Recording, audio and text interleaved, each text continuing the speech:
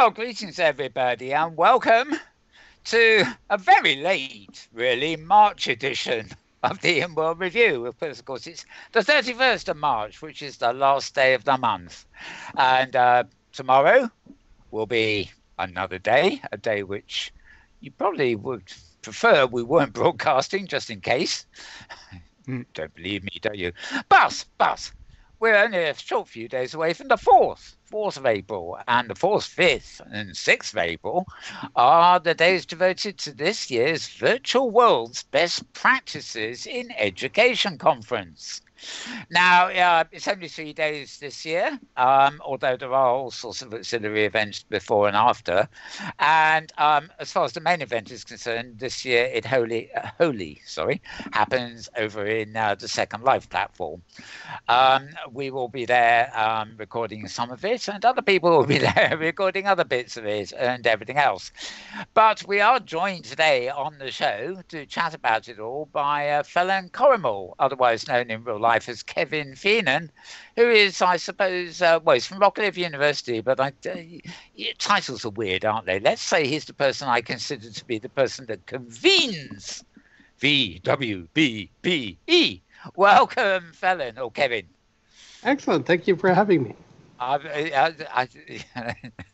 You know what these interviews are like sometimes? You start calling somebody Feenan, and then 2 minutes later it's Kevin, then it's Feenan again, and the poor old viewers are awfully confused. So it's probably going to be Kevin from now on. That's okay. Just don't call me late for dinner. That's all. Okay, that's fair enough. Woof woof. Woof, bad joke. We're also joined, of course, as usual, by my colleague James Atloud, who's multitasking on all our cameras and is heavily involved in the educational side of things himself as well. So welcome to James. Hello, Mel. Glad to be back online again. Yes, indeed. We were here half an hour ago, for those of you who are alert to such things. Well, no, it wasn't half an hour. It was an hour, wasn't it? No, half an hour news. Anyway, we're now talking about conference. Now, the first thing I would say is that if you want to know more about what's going on at this conference, other than what Kevin tells us about, you want to go to vwbpe.org and then /conference, then /VWBPE-calendar. That's calendar with an AR on the end, as Americans do. Yeah, obviously, if you just go to vwbpe.org, you better navigate your way there anyway. Now, I actually have this up on my screen here, and thanks to a bit of wizardry on James's part, I will actually be able to show you some of the web pages and or for the events and stuff as we're actually talking about them. So that technical bit aside, welcome again to Kevin, and let's. I think I'll start out with an obvious question, though there may not be an answer to it. Now, what's new this year? Oh my goodness, what isn't new this year? oh, well, very good, yeah. Oh, I'll tell you one thing. It's not. Excuse me. Menu is the same, so that's old. Oh my goodness. Well, I mean, for this year, this is going to be the final year that we'll be using this particular build out for the conference. So it's there's a couple of people that have suggested maybe we should keep it for a couple of years, but we really sort of want to keep to our 3-year recycling program type of thing. So this is be the 3rd year that we've had this particular setup. Now, one of the things that we've sort of just fallen into it a little bit. We've been trying to put together a more interactive educational gaming environment as part of the environment. And so this is something that we've sort of been building on the last 2 years.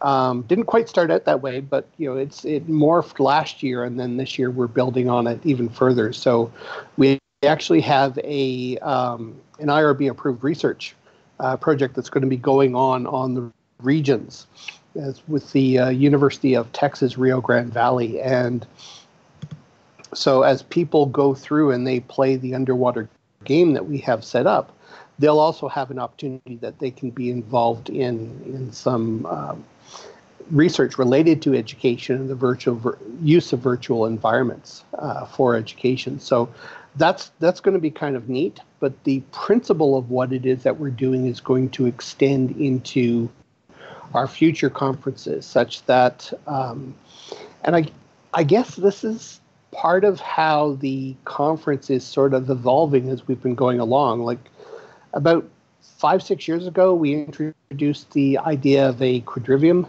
which is really an opportunity that we can, for lack of a better term, crowdsource literature review on various different topics that are important to educators and education. It's been a very, very popular session. We usually have 3 of those during the course of the conference.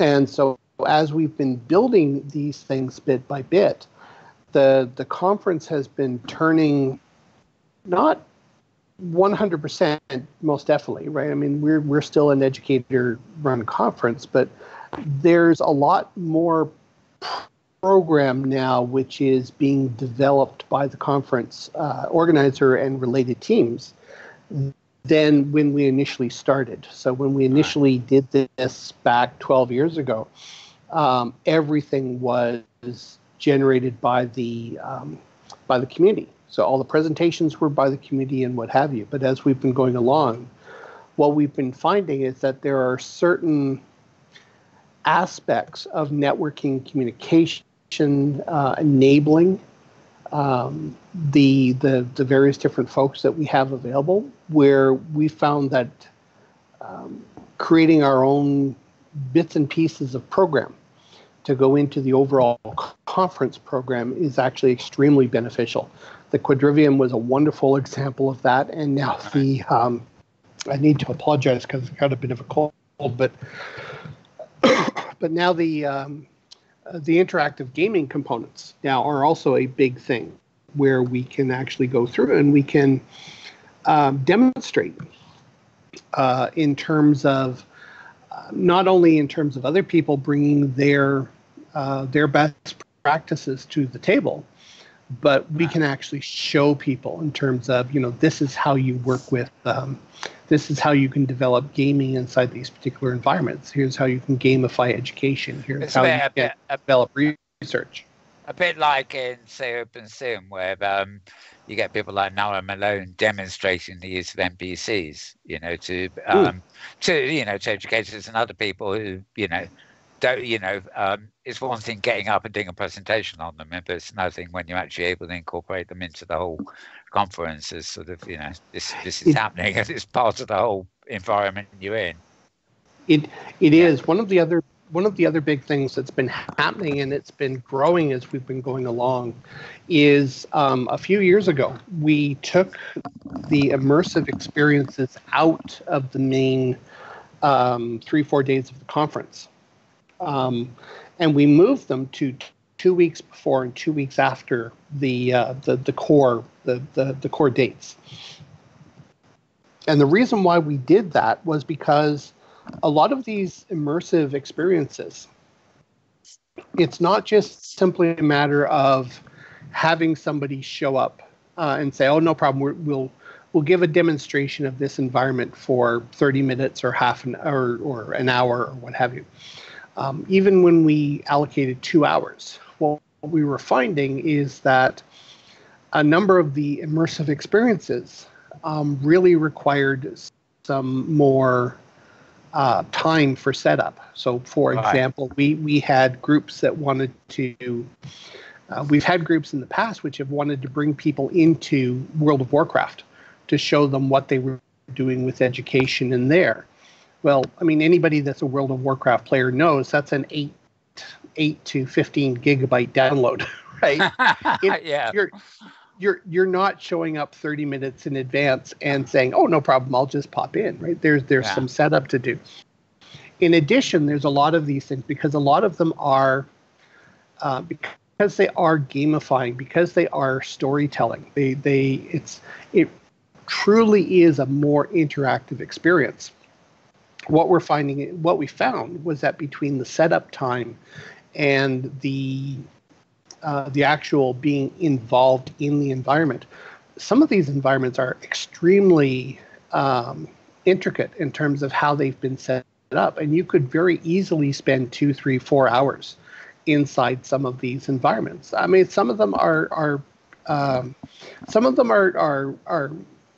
cute. They're small modules. You can go in, spend an hour, you're in, you're out, you're done. Great. But some of them are just amazing in terms of what some of these groups have done.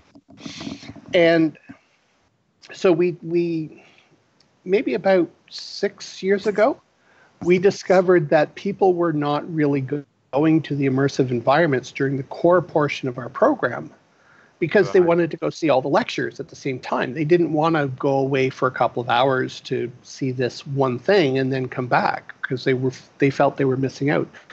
So we moved that outside of the core dates for our program, and it's worked out really, really well. I mean, we've been getting more and more immersive experiences as we've been going along. We're starting to get more immersive experiences that are happening outside of Second Life, which is exactly some of the stuff that we've been looking for. And so the nature of the conference has, I mean, we're almost at the point now where we're considering stopping advertising the conference as just being 3 days and basically saying, no, this conference actually goes for a month. Because in reality, that's literally what's happening, right? Yeah. We've had, or we're going to have prior to the main dates of the conference, we'll have 7 immersive experiences, which will happen then. And I think we've got about 13 happening afterwards. Well, I'm looking. I'm looking right now, for example, at the top of your agenda here. And I will point out you've got a note about daylight saving time. Well, I know in Britain and Europe here we just entered it last night, so that's not going to be. If people know the time difference, there's no problem. But I'm noticing here that last Sunday you had a thing in VR chat. Presentation using VR chats on design history. Then you had Vicara's thing on what would that Monday? Then on Thursday, Adventures of Floridiana Jones, and I think it was cancelled. But Storming the Bastille yesterday sounded good. So these presumably are examples of these immersive things that are prelude to the main conference, which were. I can't tell from looking here, apart from the VR chat one, which were held elsewhere and which are in Second Life. But the general idea of sort of external events, leading up to I suppose the definition of the conference, really, the core conference, is that it's on site. It's on it's on your main group of sims, rather. Whereas presumably the other events can. Not always, but can if they need to take place elsewhere, other grids or other locations. Yeah, no, they're all off our main regions, right? So, and again, I mean, we've been finding that this formula is sort of working really, really well for us, right? So I'm just looking here. There's 6, 10. Yeah, we have 10 immersive experiences that are happening after the main conference is over, starting on Sunday, April 7th. Right. And going through right up, close to, Good Friday. Good Friday. Right. I mean, April 19th. Right? Let me get to those as we come through these things. Maybe I'll just looking at what I got on the screen here at the moment. Tomorrow, I noticed Letitia is doing something on the Queen's Heroes in the Five Kingdoms. Yep. And on Tuesday, you've got something about recruited to join the agency. So those seem to me to be 2 more events that are happening this week before the conference starts properly. Have you any comments on those particular 2? Goodness, yes. Well, the Queen's Heroes and the Five Kingdoms, that's actually the research project that I was talking about. That's our main underwater game environment for the conference. So that's actually going to be ongoing throughout the entire period of the conference. And we've been building this up over 3 years to get to this particular point. I mean, we started this with a simple scavenger hunt 2 years ago, and then we extended it more into a larger educational focus focus last year.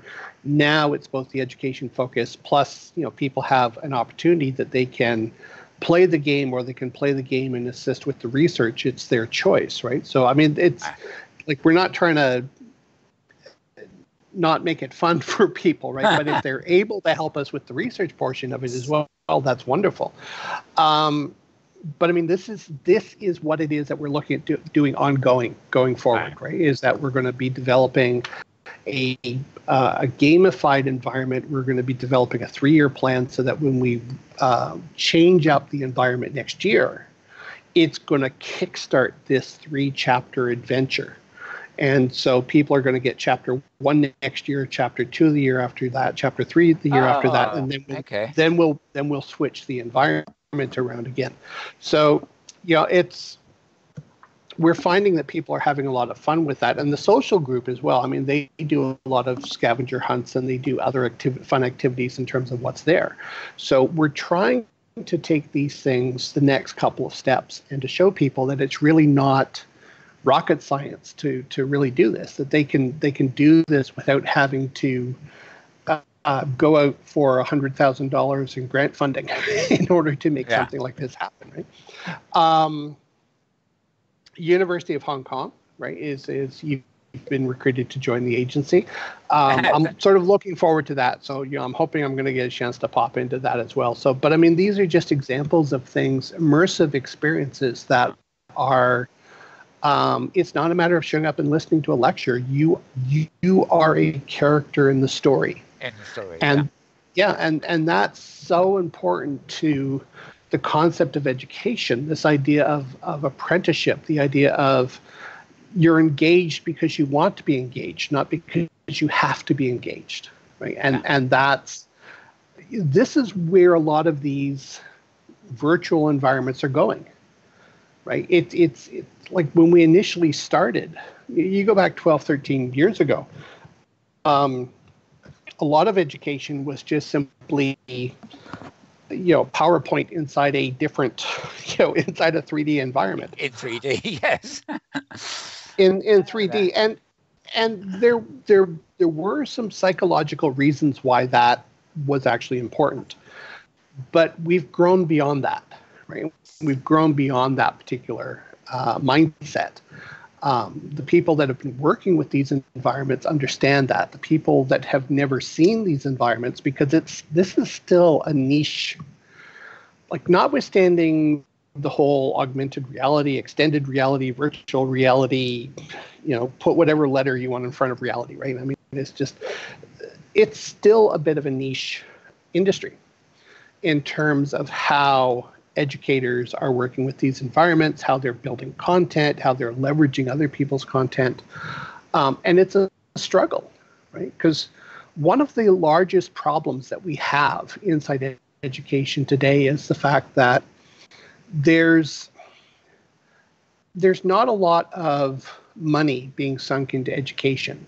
I mean, education is a large business, so to speak, and I know every educator is going to hate me as soon as I say the B word, but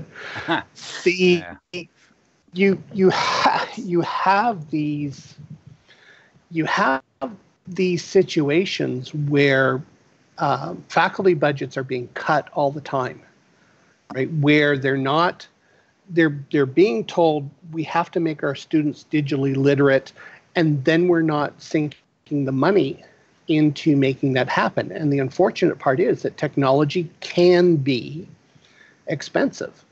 And so one of the things that we're trying to do with Rockcliffe University, and we're trying to do with this particular conference, is we're trying to show that teachers can, in fact, build digital literacy skills and digital literacy learning into their programs on a teacher's budget, and they can extend it to the classroom, on a teacher's salary, and they can extend it into the classroom on a student's budget, right? Now, that's difficult for a lot of people because, I hate to say it, it's sort of more begging, borrowing, and stealing in order to make these particular things happen. But at the same time, I mean, you talk to any K through 12 educator, and, quite often they're going out and they're begging, borrowing, and stealing just for class supplies for their students. Yeah. Right. And then you turn around and you tell them, oh, well, all your students need to learn about augmented reality or extended reality. Well, it's like, how the heck am I supposed to do that?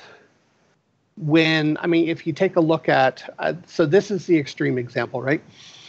You take a look at something like HoloLenses, which Microsoft is now coming out and saying, oh, guess what? We've got HoloLenses version 2, and this is the greatest thing since sliced bread, and it's only $6,000 a pair. Only? Like, like, there's no way you're getting a class set of these things, and even if you could, there's no content or very little in the way of content for educators out there. So the two problems are, how do you bring these particular types of things into a classroom so students can understand why it is that these things are important, and then how do you develop content for it? And unfortunately, do you feel, just as a sideline, things are expensive. So just as a sideline there, do you think the same is sort of applies obstacle-wise with mobile?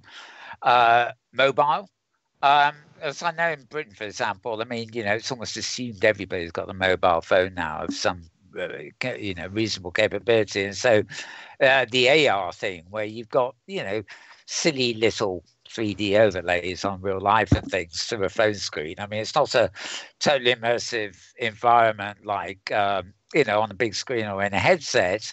But it's also, it astonishes me sometimes. It's assumed now, maybe, I'm getting old. Maybe I don't realize that the whole country is on mobile phones, It's kind of assumed. It's a bit like, there's a certain point in history where it's assumed that television is no longer a luxury device. So it's no longer qualifies as one. It's assumed everybody has one, even though some people don't.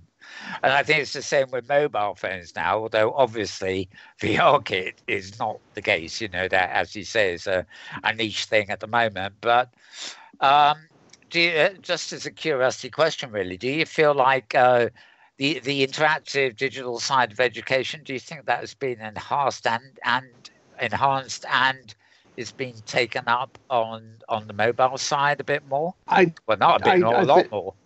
Well, no, I think it has to, right? And never mind, has been. I mean,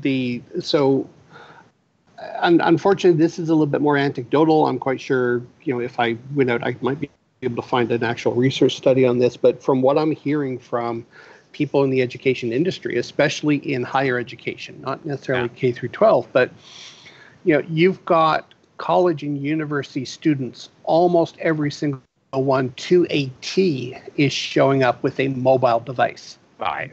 Yeah. Not every student is showing up with a computer anymore, right? And because computer, like, notwithstanding the fact that some mobile devices are getting up to the same cost as a computer, right? I mean, you look at Apple's latest monstrosity that they've just introduced, right? I mean, they want like $1,100 for the thing. Yeah, they are computers, actually, but yeah. Oh yeah, no, they are. Granted, they are computers. They these things blow away anything from 5-10 years ago in terms of a computer itself. But students are, you've got some students that are showing up to class and they have to make a choice between a mobile phone or a computer, and they go with the mobile phone because the mobile phone is more. It enhances their life more, their social structure, their social dynamic more than a computer does. And it's mobile, it's portable. It fits in the pocket. It fits in the pocket. And for the most part, if they need a computer, right, they can simply go to the library, right? And there are computers there that they can use.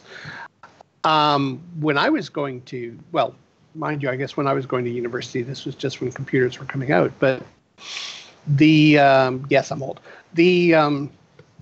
But I mean, a lot of, at a certain point, it earlier on before these mobile devices, right, a computer was almost a necessity. But even there, a lot of people could not afford computers. They couldn't necessarily afford laptops. So, I mean, if just on a demographic basis alone, I mean, you look at college and university students, there's not a single one that I can think of that doesn't have a smartphone or a smart mobile device. Yeah. In terms of having it available to them, right? Everything else is negotiable, right? And that's the reality of student budgets, right? Is that you want to introduce virtual 3D environments, right? But you can't necessarily, like environments like this, like what we're in here right now on Open Simulator, you can't necessarily run them on a mobile device. Right? You can't really interact with them effectively on a mobile device. Right? So I don't know. I mean, it's just. I mean, the big news at the GDC conference, not last week, the week before, was Google's new Stadia thing, which it sounded like a giant takeover bid for the streaming gaming world, as it were. But the idea that they can, there's a cost involved in all this, but the idea, of course, is that you'll be able to stream everything, to really low spec devices, as well as good devices too. But and I think that is maybe part of the future. Though, personally, the idea of streaming and paying for a cloud server to do it, on a regular basis sounds very expensive compared to the cost of a device that can run it standalone. But there seem to be moves afoot here, mostly to do with gaming, of course, and crossing gaming into streaming. It's almost like the virtual world side of it is somewhere in the middle and not mentioned. They're thinking video, they're thinking gaming, and they're thinking of a future where everything is, pay for on-demand streaming. But it does have the plus side, of course, is it means it lowers the barrier to entry. It may not be cheap, but if it's a matter of pay-per-view or pay-per-use, then it sort of becomes more short-term affordable in certain cases. It does. To be honest, I mean, this is something that I had come to realize very, very early on. Right? I mean, going back years ago, right? Is that to me one of the eventual evolutions of what it is that we're doing between virtual reality, immersive experiences, augmented reality, what have you, is the integration of these particular types of environments with the operating system, right? Yeah. So you've got Microsoft developing HoloLenses. You have, like on my desk here, I've got one of these Oculus.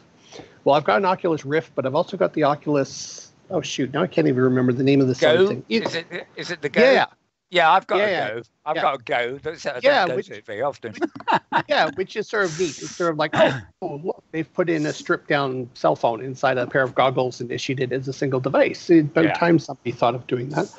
But, I mean, like, you've got these particular things where the price point for these things are coming down. You've got 5G technology, which is going to drastically increase the amount of bandwidth that people have available to them for having access to applications. We have applications in the cloud. We have, there's all these different things that are slowly coming together, right? To the point where, when Microsoft finally turns around and decides, hey, you want to know something? We're actually going to make the HoloLenses down to a price point where, the reality of, what was it, Google Lens or whatever they tried to do several years ago. Don't they, with Lenovo, I think, don't they do this? In fact, I think James here has one. The mixed reality headset, and I think one of the apps on that is actually the Windows desktop, so you can navigate it in 3D. Do you know if I'm right there, James? Yeah, it's definitely a direction that Microsoft has worked with, although it's still a pretty heavy-duty application that's running really on top of Windows, not so much inside of it. Right. Well, I mean, here's let me Google Glass, right? So in early 2013, introduced Google Glass, right? So here's a little stupid little tidbit, but it seems to work. Anytime a technology comes out which is a little bit before its time, right? Which looks as if it's gone through this, hype and burn scenario, right? Give it 15 years, and everybody else will have caught up with the idea, right? So, Google Glass came out in about 2013. Okay, so add 15 years to that. We're talking, what, 2028? By around that time, I almost guarantee you that we're going to start to see the promise of what Google Glass tried to do. Well, actually, I think we got there brought already. Down to a price. Well, not really, because on the news, I've been covering, as James knows, a whole load of new, they're basically the size of glasses. They're not quite as lopsided as Google Glass, but the thing is, though, that those are still niche. Those are still niche products. They are still only affordable by people who are affluent, who have more money than brains, type of thing, or sometimes more brains than right. But I mean, it's you're talking the difference between the fact that something is available and something being ubiquitous, right? So the iPod, right? The iPhone, right? The point at time at which mass numbers of people, right? Like, we're not talking thousands, we're talking hundreds of millions, right? Have turned around and said, hey, this is something that I need, right? I think you're going to start to see the promise of what Google Glass tried to do in 2013 start to have an impact on the way we do things by the time we get to 2028 to 2030, right? Because there seems to be this 15-year lag between when a technology comes out and when it's finally really adopted by mass numbers of people who now finally understand what the potential of that technology is.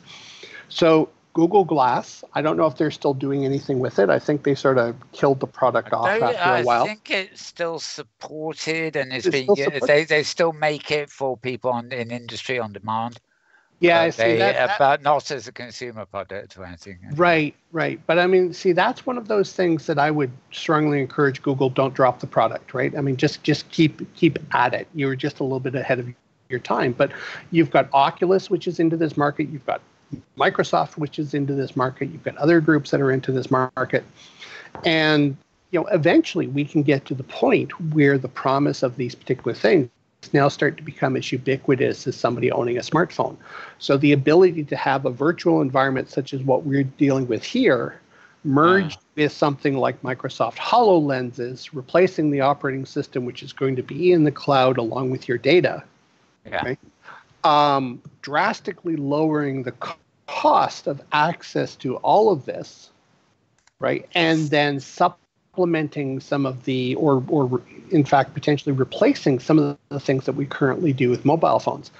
I could completely see this happening as we get into, the 2030s. That we start to move away from mobile and more towards something like HoloLenses or glasses, right?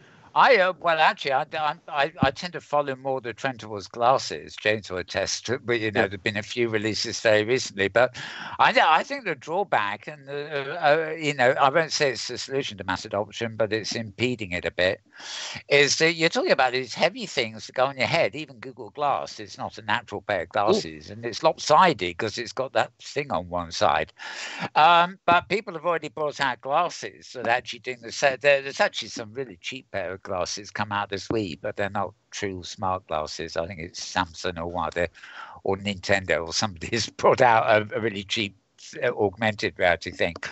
But my thing is, I want to treat not only fold them up, put them in my pocket and put them on. They should be lightweight and that easy. But I see those glasses as a viewing interface, which they can be wrap around and they can give me the same 3D I get in headsets.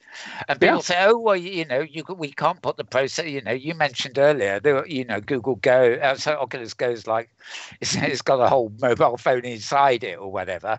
To me, why bother? I mean, everybody's walking around with a smartphone in their pocket. Why not have the glasses as a viewer that plugs in or communicates by Bluetooth, just in the same way that our audio headphones give us hearing remotely? Let the processing and everything happen on your smartphone. Smartphones just get bigger and bigger and more powerful, and everybody's got them.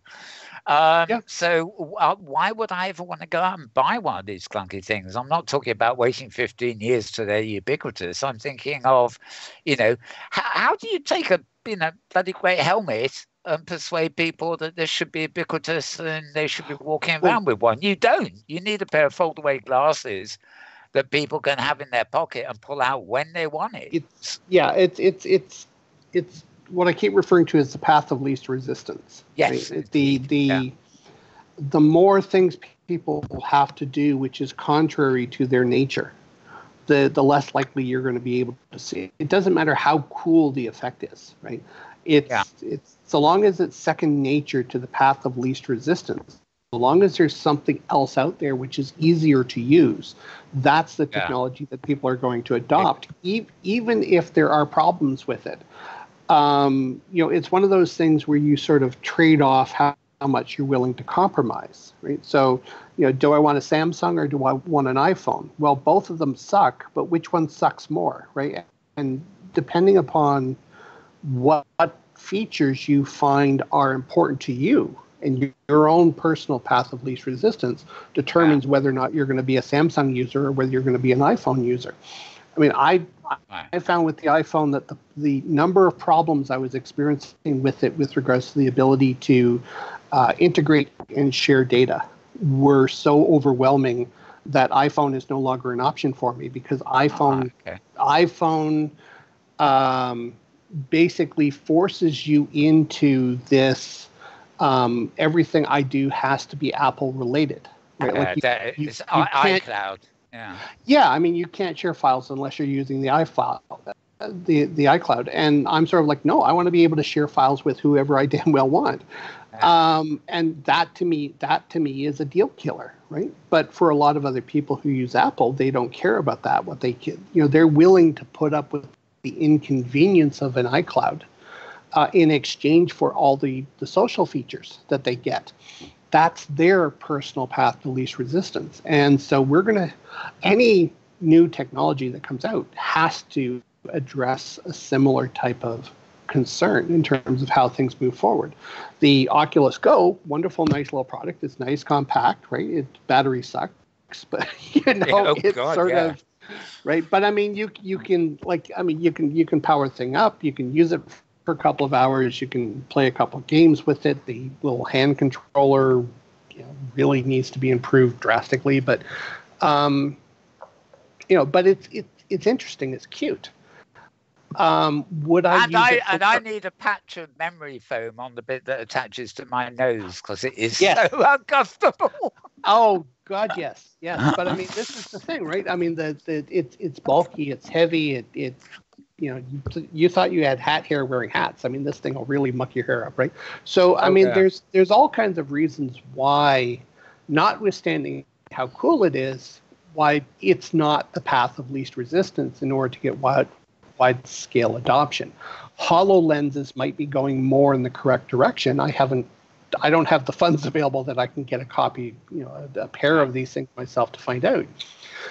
But regardless of which type of unit that you're talking about, one of the core aspects that we all have a problem with is the ability to develop content for these particular devices.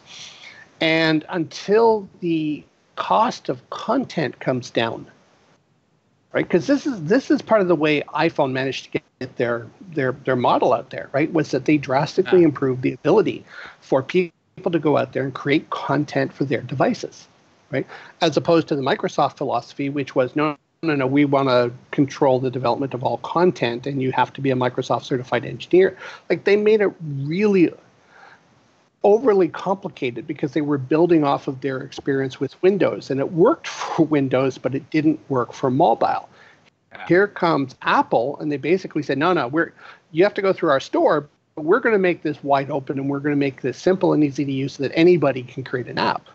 Well, guess who's got all the apps for their device, right? Apple was the first one to market. They did the best job of it.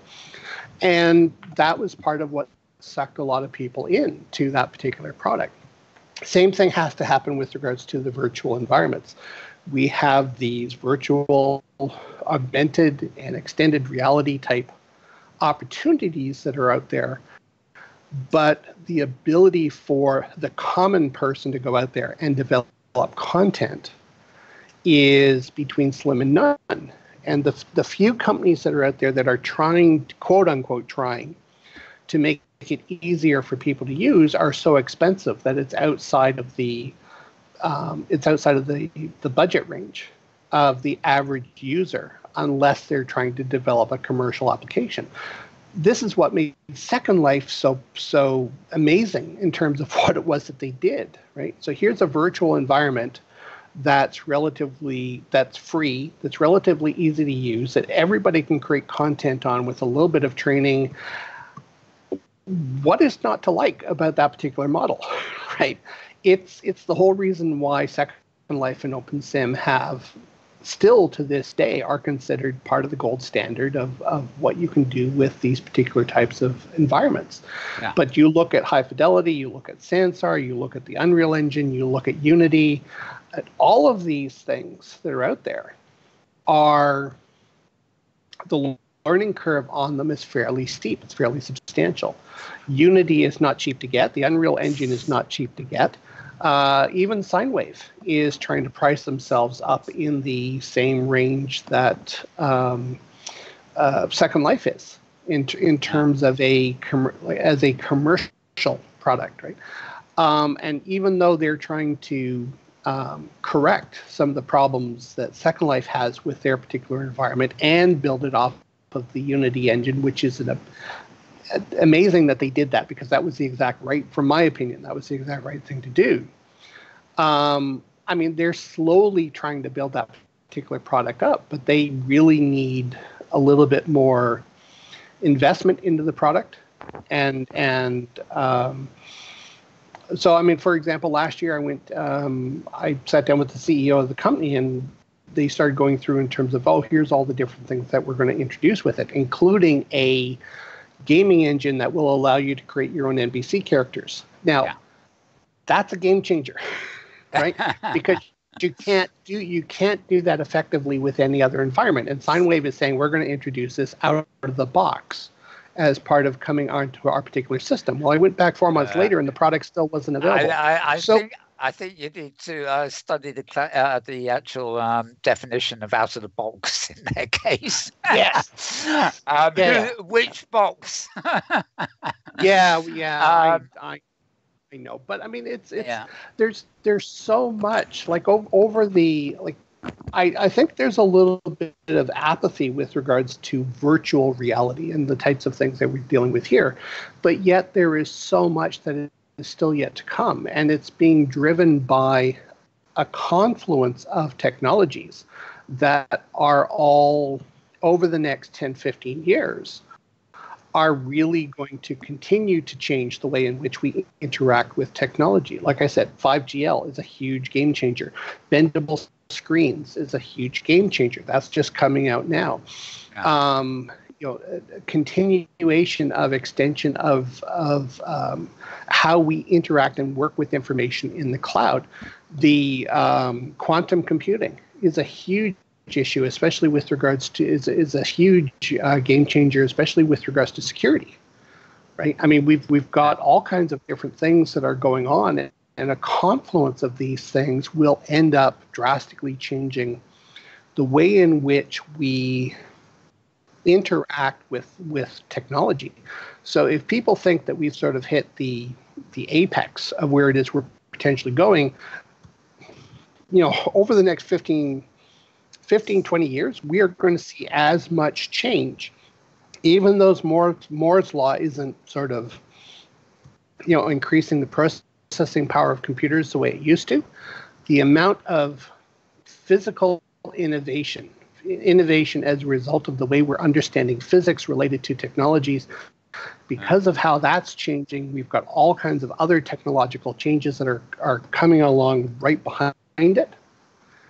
And as these things start to, as we have a confluence of these things and they start to interact with each other and we start to make things easier, once people finally start to realize that they need to start developing things for the path of least resistance as opposed to the path of multiple profit, then they're going to come back to say, hey, wait a second, we can actually create a substantial market without having to immediately go to the default position, which is, something, you can have this for only $30 per month, which seems to be everybody's favorite default position right at the moment, right? And when you've got 600 services that you all want access to, and they all want $30 a month, nobody can afford any of them, right? So, and this is, right, and this is the challenge. This is the essential challenge of digital literacy and education, is how do you train K through 12 students? How do you train students going into universities and colleges such that they are digitally literate coming out of this when there is so much more change that is still to come, right? You have to create problem solvers. You have to create people who can think on their feet. You have to be able to create people who are capable of sorting out the difference between fake news and real news. Yeah. Right. Not that I would be referring to any,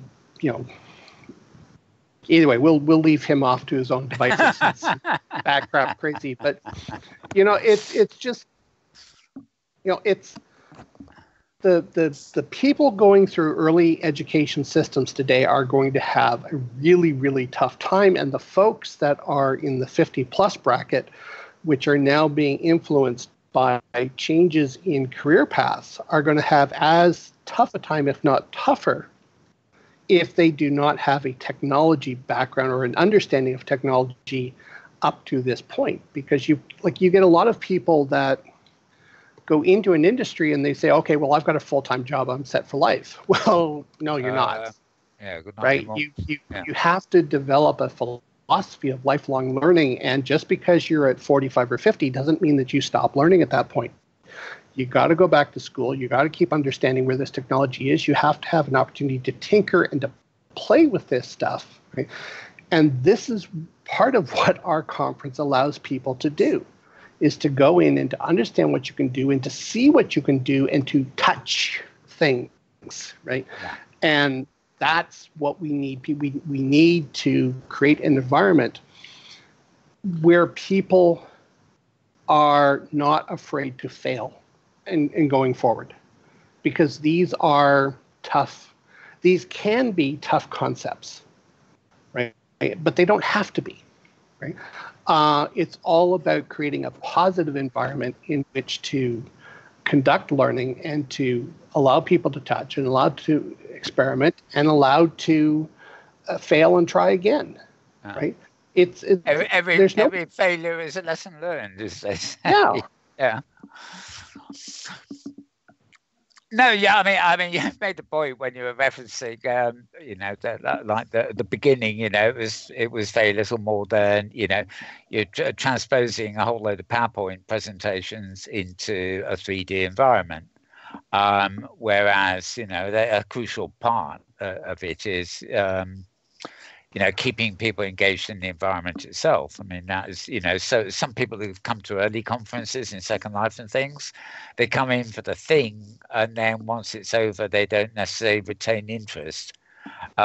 Because, in fact, at the end of the day, it, although being nice and in 3D and everything else, it didn't necessarily offer anything immensely different from what could have been done in 2D, as it were. Well, or in Adobe Connect or something. Whereas introducing what you're calling the gaming elements and things like that is designed presumably to fully immerse people in the sense of place and the environment itself over and beyond what's on offer presentation-wise. It does, and I think that's really the core aspect. This is the reason why PowerPoint in a virtual environment works. And I've insisted on this since day one. Not that I'm saying it's the best use of the technology, but the reason why it works is because education is fundamentally an emotional experience. It's not people have this feeling that education is a rational experience. It's not. Education is an emotional experience. Wow. And the more deeply emotionally involved you are with the material, the more likely you are to retain it and to be able to use it in order to solve future problems. Absolutely. Yeah. In order to get that across, right? Like, I mean, you talk to any you talk to any teacher who gets the most satisfaction out of their job, it's because some student has come to them 6 months, a year, 2 years, 5 years, 10 years later and said, you know something, I really couldn't have cared less about history, but you made it exciting, and I remember this because you were the teacher. Now, there's nothing rational about that, right?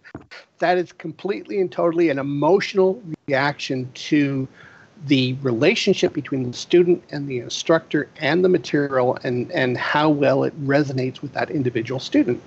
Yeah. And when we talk about introducing any type of education, even if it's something as ubiquitous as a PowerPoint presentation into a virtual environment, it is not about the rational exercise of exchanging knowledge with inside that environment. It is about setting up a space for learning, which the student has an emotional connection to. The nice thing about a virtual environment, so if we compare where we are right now in Open Simulator, you compare this to Adobe Connect or to WebEx in terms of an environment.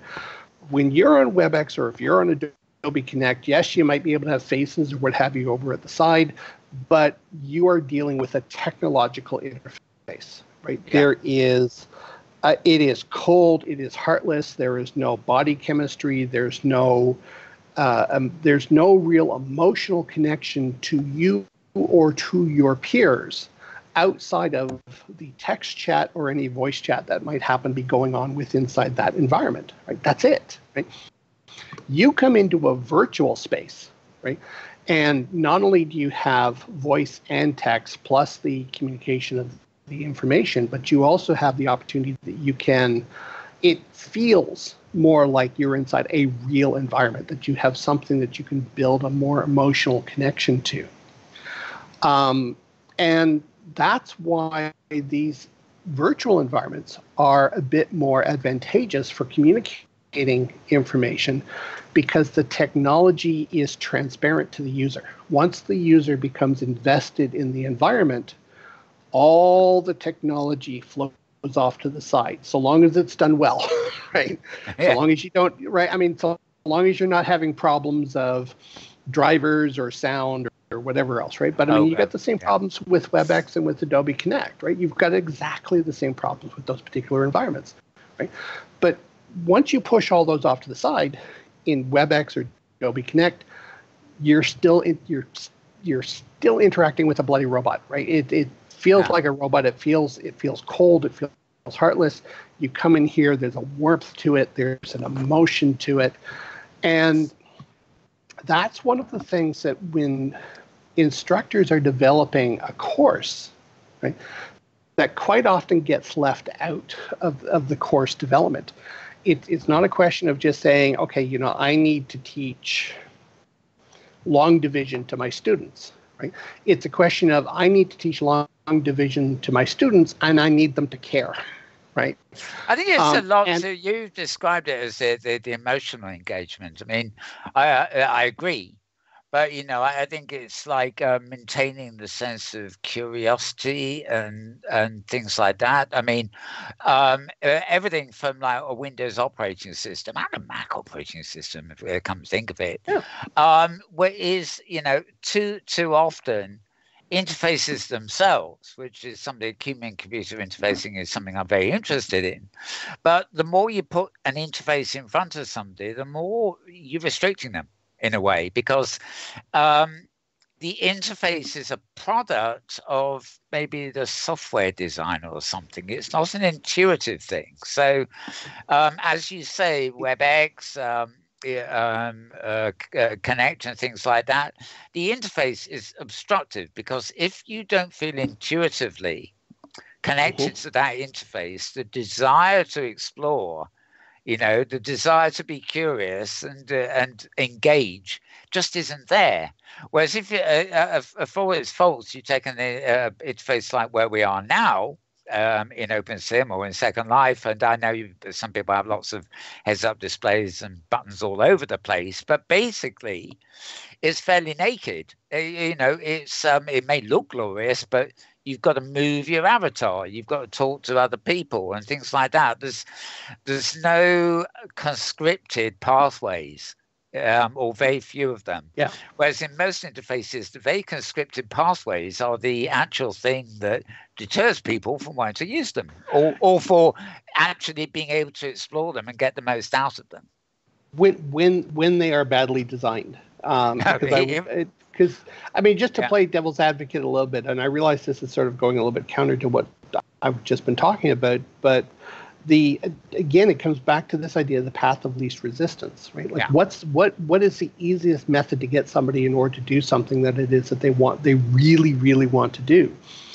And sometimes when you have interfaces, right? So, I mean, a good example of this is the World of Warcraft interface, right? I mean, you can compare what we have here in Second Life to what you can do inside World of Warcraft, and there's certain things in terms of the interface in World of Warcraft which are just so beautifully done, right? Like the whole idea of being able to walk, run, what have you, simply by using the mouse without having to hit all these stupid keys in terms of arrow keys up, right? Yeah. But I mean, I keep finding myself when I go from something like World of Warcraft back to Second Life, I immediately want to push down the two mouse buttons in order to walk in a particular direction, because that is, at least I find for me, that is the path of least resistance. That is just such a wonderfully slick interface to allow people to move around a virtual environment and to look at things and to do stuff. And yet you look at almost every other piece of gaming software that's out there. And most of them all use the ASWD keys in order to move your avatar around. Yeah. And yes, that can be, yes, it can be useful from time to time, but I don't know. I mean, it just sometimes there are things that are just so slickly done that you're looking at and you're thinking, why can't everything be like this? Ubiquity comes into this an awful lot too, because every time I went into Sciencebase or High Fidelity and things, which is not Second Life or OpenSim and Firestorm Viewers or whatever, I feel, oh God, it's another new learning curve. It's not just a new platform, but all they're not, apart from copy paste, the whole rule book's gone out the window. Until I get used to it. And of course, when I've learned a bit, then some things, in High Fidelity, I love the fact that I can do a lot without doing anything, if you see what I mean. But there's no way I would have known it just landing there, and I think it is a bit of a shame in terms of both hardware, software development, and everything else, that there isn't a drive towards a kind of commonality. I mean, even if we don't have interoperability between virtual worlds, for example, which I would love to see. At least some things that are familiar, like why do a new platform and have totally different keys doing the things that most people are already used to. Unless there's a major enhancement to be gained by the change. I mean, who uses WASD anymore? Unless there's a major enhancement. Yeah. Well, yes, I know, because it's legacy. People had to use that before we had arrow keys. And we had to use the arrow keys before we had the mouse. Yeah, I just downloaded a CAD program. I was doing some floor plan design, and you can move around inside the floor plan using the WASD keys. That's great. Yeah. So long as you know to look. Yeah, but I mean, then you take a look at something like Blender, you take a look at something at High Fidelity where they deliberately tried to get people away from that. And it's sort of like, what type of drugs were you guys on when you came up with an alternative method? Because, I mean, this is just not intuitive by any stretch of the imagination, right?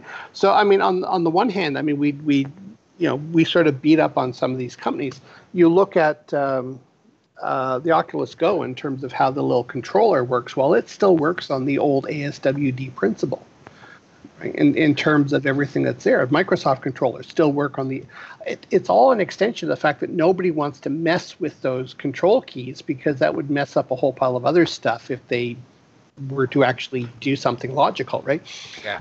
But, it's then you get these companies that go out in there and they try to do something different, and it falls flat because, again, it's one of those path of least resistance things, right? It's did they in fact make the interface more intuitive, or did they just sort of confuse the heck out of everybody? So the example I love to use is high fidelity, and you hit the escape key. Well, high fidelity has to be the only piece of software that I know where, the escape key in any other game or what have you resets your camera angle, right? You go into high fidelity, you hit the escape key, it sends you back to whatever your home location was. It's sort of like, no, I didn't want to teleport. All I wanted to do was fix my window. I wanted to fix the camera angle. I didn't want to leave where I was. Yeah, I must admit, if stuff's not built in, I mean, there is a distinction too. It's not relevant to what you just mentioned, but I mean, with Second Life and OpenSim, we have got used to the how should I say, the user interface for being in the world being easy, but also the user interface for moving into a creative mode, like resing a prim or whatever. When you look at high fidelity and Sciencebase, of course, these are leagues apart. The developers, creators for somewhere like Sciencebase and high fidelity are working on a very different schedule, as it were, from the just basic users. In other words, if you go into unlike Second Life, the creative and the using is not exactly intimately combined. You can't just walk around and build on the spot in front of you, as it were. You have, if you are a creator or developer, you have to code that elsewhere and then upload it into the system or whatever. Sciencebase is the perfect example because you have to use Unity. I mean, now, sure, they've brought a subset of Unity into the platform itself. So if you're used to resing prims and things, you can technically do a bit of that kind of thing in Sciencebase now, but they're not actually prims, they're mesh. They're a subset of Unity's own tools. So they're trying to make it simple for users who aren't really fully fledged 3D developers to be creative, even though they're not creators per se. And that's actually a really smart move on their part, but they're highly reliant on whether or not the Unity engine will allow people to do, because I mean, Unity's been talking for years about bringing in the same type of controls into Unity that we have with Second Life. The ability to create objects, the ability to create permanent objects inside that environment. I don't think they've really necessarily implemented it to the extent that a lot of people like from this environment would actually like. So they've still got a lot of development that's left to go. Sine has, in hooking their horse up to Unity, is at the mercy of whether or not the Unity developers actually come through with those particular features. Oh yeah. So while it's a brilliant move to hook up to something like Unity, because between Unity and the Unreal Engine, those are the two key standards in the industry right at the moment for game development. So sine wave hooking up with one of them, very, very smart thing to do. Right? Yeah. However, right, until we have the ability that we can do similar types of things to what we can do in Second Life and have the stability of a Unity platform, we're still not into the path of least resistance yet, which is the reason why nobody wants to leave Second Life. It's still too good compared to the alternatives. I mean, Linden Labs, for example, getting an awful lot of flack, understandably so when you think about it, from people saying, well, you've got Sansar, why the hell did you insist on spending God knows how much building your own engine, which works differently from anybody else? It means it's like Second Life, everything is proprietary code, but why did you need to? If you want creators to build things, let them build in the software they prefer and then convert it and upload it. Don't insist that they use your proprietary, software, which is still formative and nobody's really learned to use yet. Yeah, and I hate to say it, but they've sort of, from the early days of Philip, they've sort of lost their way. And I think that while Ebby has had some positive effect to what Second Life is doing, there is still this whole mentality in terms of the and with some good reason, because the financial numbers bear this out, but it ignores the whole social and community building that was the reason why Second Life exists today, right? The ability of that marketplace in terms of people to be able to create content, to put it up on the marketplace, the ability of them to leverage that, I think now is where they're actually getting most of their revenue from. Oh yeah, is from the marketplace. Kitely has basically said, they weren't really interested in OpenSim as a platform. They were interested in Kitely as an opportunity to develop their marketplace. Sandstar, same thing, right? They're trying to push the market. Everybody's trying to push this move towards. We're going to sort of use the environment as a loss leader, but we're going to make the money up on the marketplace. I mean, the commerce side of things. It's so funny. I've heard references recently. I mean, being an open source fan is understandable, but I've actually heard from all sorts of sources Second Life being described as a shopping world. But people who look at what's going on and see the marketplace and the Linden currency and all that, and they just conclude that behind the scenes, whatever else it is, it's a shopping world. There's nothing much more to. Sure, you can create your own brims and you can create your own art and everything, but it's so geared to the product produce and sell model that it's just thought of as a shopping world. Everywhere you go, there's more retail. It's like every country cottage is a shop. Right. So let's put some of that into perspective a little bit. I mean, if you compare, so yes, I would agree to some extent that yes, Second Life is a massive shopping area, but it doesn't have to be. And so when you look at some of the builds that we do, right, what we do is we use a combination between things that we build ourselves and things that we get from the marketplace. Yeah. Most of the things that we tend to use are not fully built out environments. Sometimes they are, but for the most part, they're not. What we do is we go and we buy components. Yeah. We buy building components, and usually things that have as much in the way of full permissions on them as we possibly can get, because then what we can do is we can bring them back, we can modify, we can adjust them. But the only reason why that works is because you've got people like myself that understand how 3D modeling works, how the mesh models work, how to work with graphics. So we have people like myself can go in there and we have the technical skills that we can play and we can modify. Yeah, mix and match kind of thing. Yeah. Well, when I said it's a shopping world, I mean, I wasn't referring to VWBP or lots of wonderful things that are in there that can be done. I was talking about somebody who at a glance is checking out various virtual worlds. The overall impression that somebody studying it gets is it's a shopping world. Obviously it's like World of Warcraft is a game, but we all know that there's plenty of uses made of it that go well beyond gaming. It's used stuff. But there is you look at various platforms around and you would define as a casual passing through. You say, oh, well, this is a game world.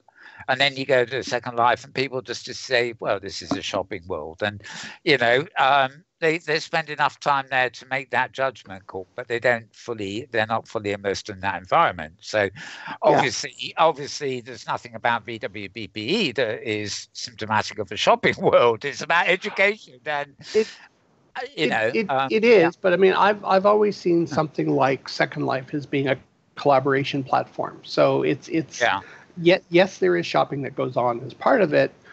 And if you don't, and that can be nice in a certain way, because like I have a creative bent to me. I go in and I like to create, I like to develop. I have the skills to do video, TV, what have you, right? I've got all these mad skills across all these different areas. But I'm more of an exception rather than the rule. There's a lot of people that go into these particular environments and all they want to do is they want to buy a pair of shoes and put them on, right? They don't want to have to play with them. They don't want to tinker with them. They don't want to modify them.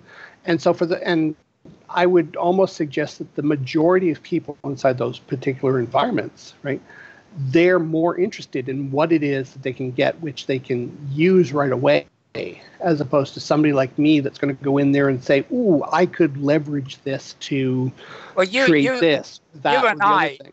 You and I will walk to a bit of land and think, "Oh, I want to design and build a house."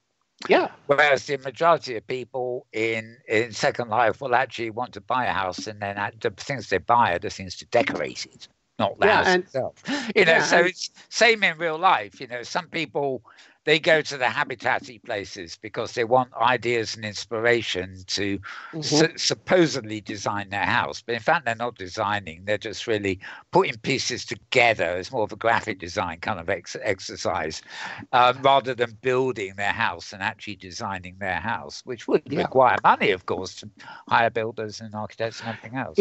It would, but it would be quite interesting once people start to excuse me, once marketers and other people start to realize this distinction between the two, that here it is, you've got this massive marketplace which has a variety of different things, and if you go into something like Second Life and you say, okay, well, how are people configuring these items? How are they mixing and matching these particular things?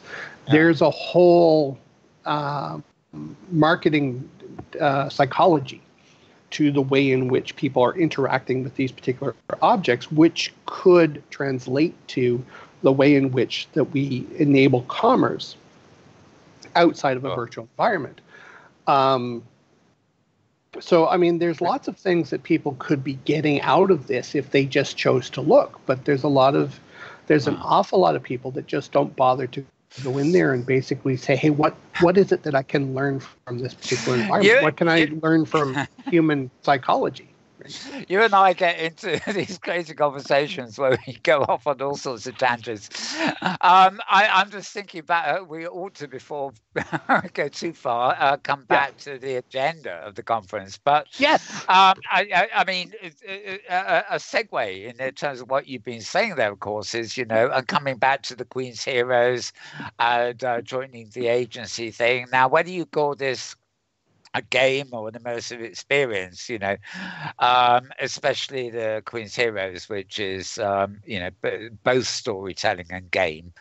This is the difference from the marketing thing, because it doesn't really matter whether it's the common word used here seems to be gamification of rather than game or storytelling.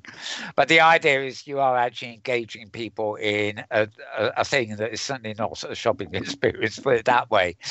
And hopefully is, first it's fun and it's explorable. So as you say, it appeals emotionally or maybe to curiosity. I mean, sort of you're hunting for things or you're trying to solve something. I mean, whether is that curiosity driven, is it emotionally driven, or is it in fact a combination of both? All we know is that it is resonating with some human desire to delve in further, as it were.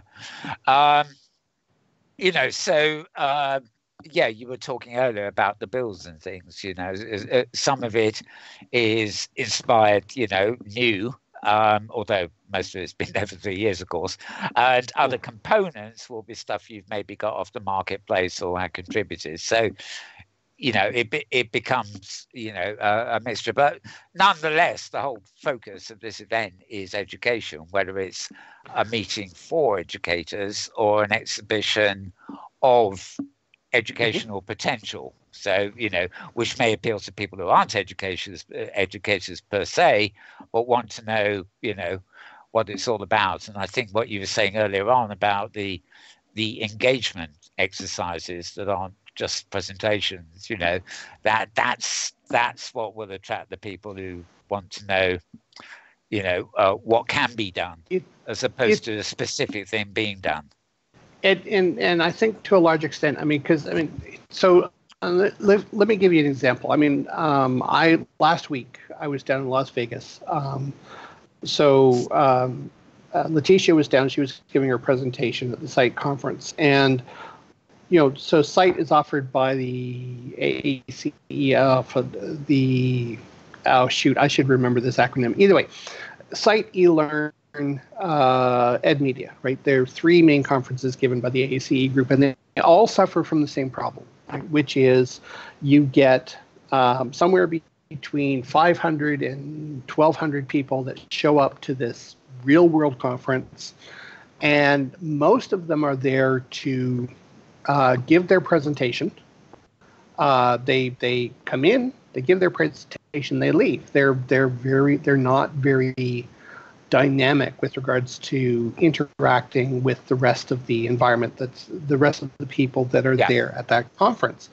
And I've seen this with other I'm picking on them just because they're the last ones that I went to, but I've seen this with other conferences as well. Then you look at something like our conference, or you look at something like, I'm going to pick out the iLearn conference, which I was at last year, which are, like the iLearn conference was a little bit of a smaller conference. It was it's research-based, right? But the people that were showing up there were actually more what I would consider the type of participants that you actually want at a real-life conference, because you'd have sessions where you'd have 20 to 30 people showing up to a particular session. There was a lot of engagement. There was a lot of interaction. And one of the things that we are able to do inside our virtual conference is have exactly that same type of experience, where people come in and it's not 4 or 5 people showing up to a lecture, right? We have 20, 25, 30 people showing up to a particular lecture, and they are engaged in the conversation. Okay. That's what a conference should be about. The idea of a conference is not publish or perish, show up, give your presentation, and leave. It's supposed to be about show up and let's have discussions about things that matter. Let's actually exchange ideas. Let's actually showcase best practices. And the more and more that we've been at this, what we've been finding is that there's a balance between those two, where you have things which are programs set by the program committee, which is developed for the participants, and then you have the stuff that the participants bring. And the closer that you have a good mix between those two items, the more engagement you get from the participants that are there. Okay. So like I said, the quadrivium discussions are amazing because we've got 30, 40 people showing up to each one of those particular sessions. Yeah. But the entire session is about engagement. It's not about somebody getting up on the stage and saying, I'm going to present on this. It's engaging people in a topic that matters to them and allowing people to have their say and to contribute to what the most recent research and the most recent publications in a particular topic are actually doing. Then we publish that and make that available so that recent research is now available as a starting point for others to sort of kick off from there. The game environments, the underwater, the Queen's Heroes and the Five Kingdom, similar type of thing. It is an opportunity for people to come, to engage, to discuss, to have fun, and it's educational on top of all of that. This is the type of thing that conferences have lost. Right? You have all these conferences that are out there, and they've lost this ability to communicate. They're so focused on the idea of publication. And isn't it a bit like the thing we had here with this show? In fact, is sort of we used to do a show a bit like this on the web, where we swapped cameras, but it was a case of sections of dialogue stripped together. It was strictly monologue, really. Yeah. The moment we moved to the virtual world, right, we were able to say, right, I know there's only 3 of us here today, but it's a discussion. We're all involved in it, and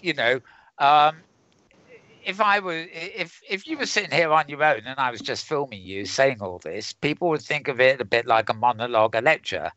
But because we're interacting together, it's that kind of discussion. And I think that brings more people into it. They're not only are people more attracted, to a conversation that is a discussion against multiple parties rather than a lecture, but they also feel that urge to intervene. So if we had a live audience here, for example, we'd probably have people putting their hands up, I want to say something, I want to say something. And that is a very different environmental structure from the idea of lectures and somebody with a PowerPoint presentation, in fundamentally different, because it's not just imparting knowledge to an audience. It is, as you say, a total engagement thing that is a two-way street.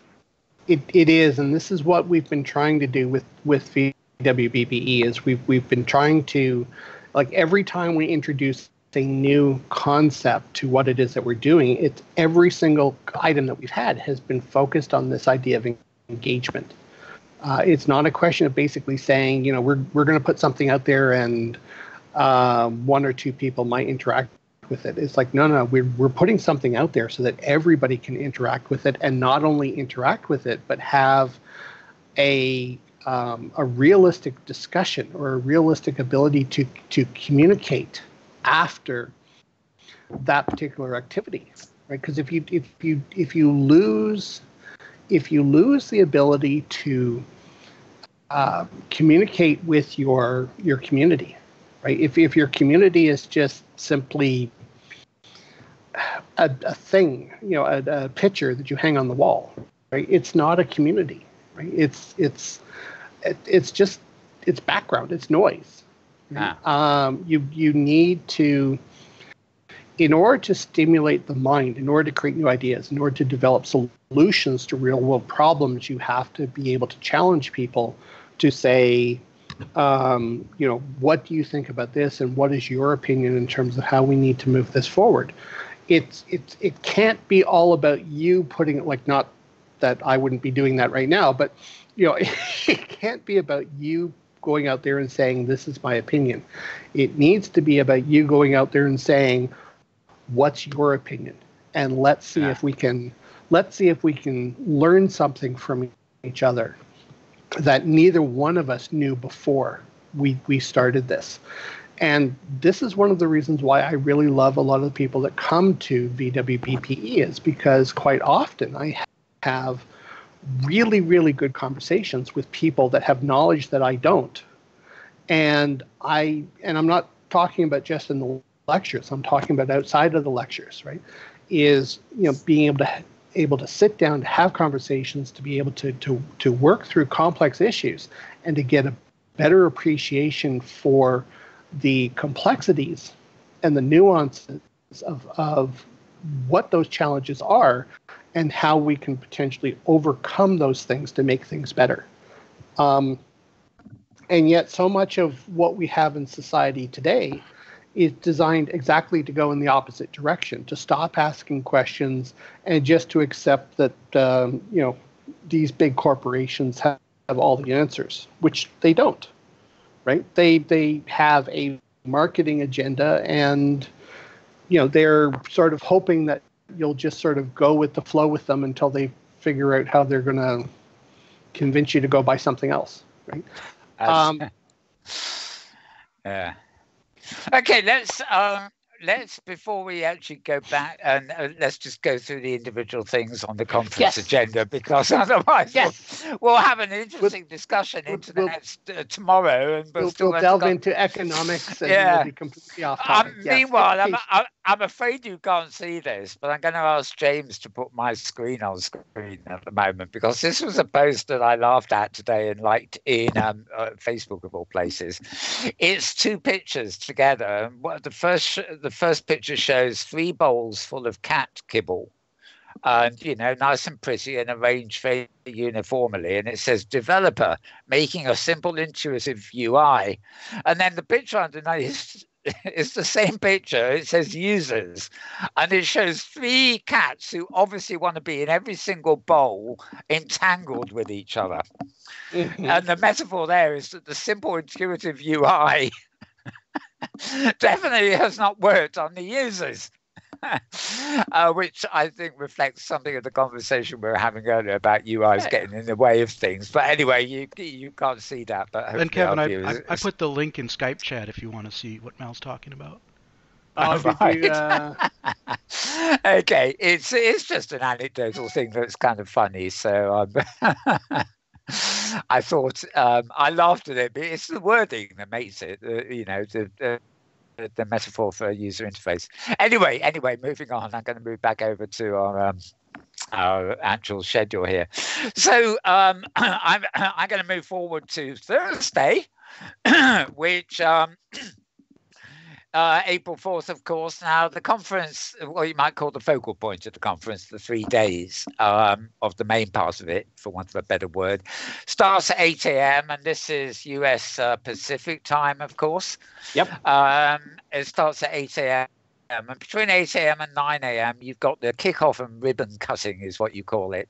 Time to socialize, network, and enjoy lovely piano music of Aricia Vita. Yes. Yes. So that's basically how you're opening it. I take it. It's just just an hour for people to get to know each other, say hello, and music in the background. Just I think. get to come, get your teleportation HUD, get your swag bag, get a virtual cup of coffee, get to meet your neighbors, and then get ready to go over and talk to Dr. Tom Brault. I can never pronounce his name correctly. Tom's been involved with the conference for years and years and years and years, and he was I think he was one of our keynotes a long time ago. I tend to think of him as the main keynote. Tom Bolstorff, I think. Bolstorff, yes. That's how you pronounce it. How we pronounce it, yeah. He's from University of California, Irvine, which is that where Krista's from too. Yeah, and he is a wonderful speaker. I've heard him speak at least half a dozen times. He's always wonderful to come to listen to. He's always down to earth.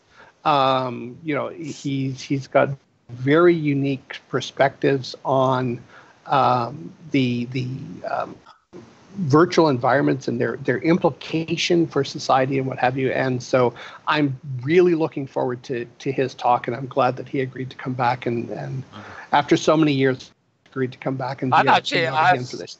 I'm quite curious about the subject here, because what possibilities do virtual worlds hold for film as a mode of education? And the title of his keynote, of course, Ethnographic as a mode of film. Ethnographic, yeah.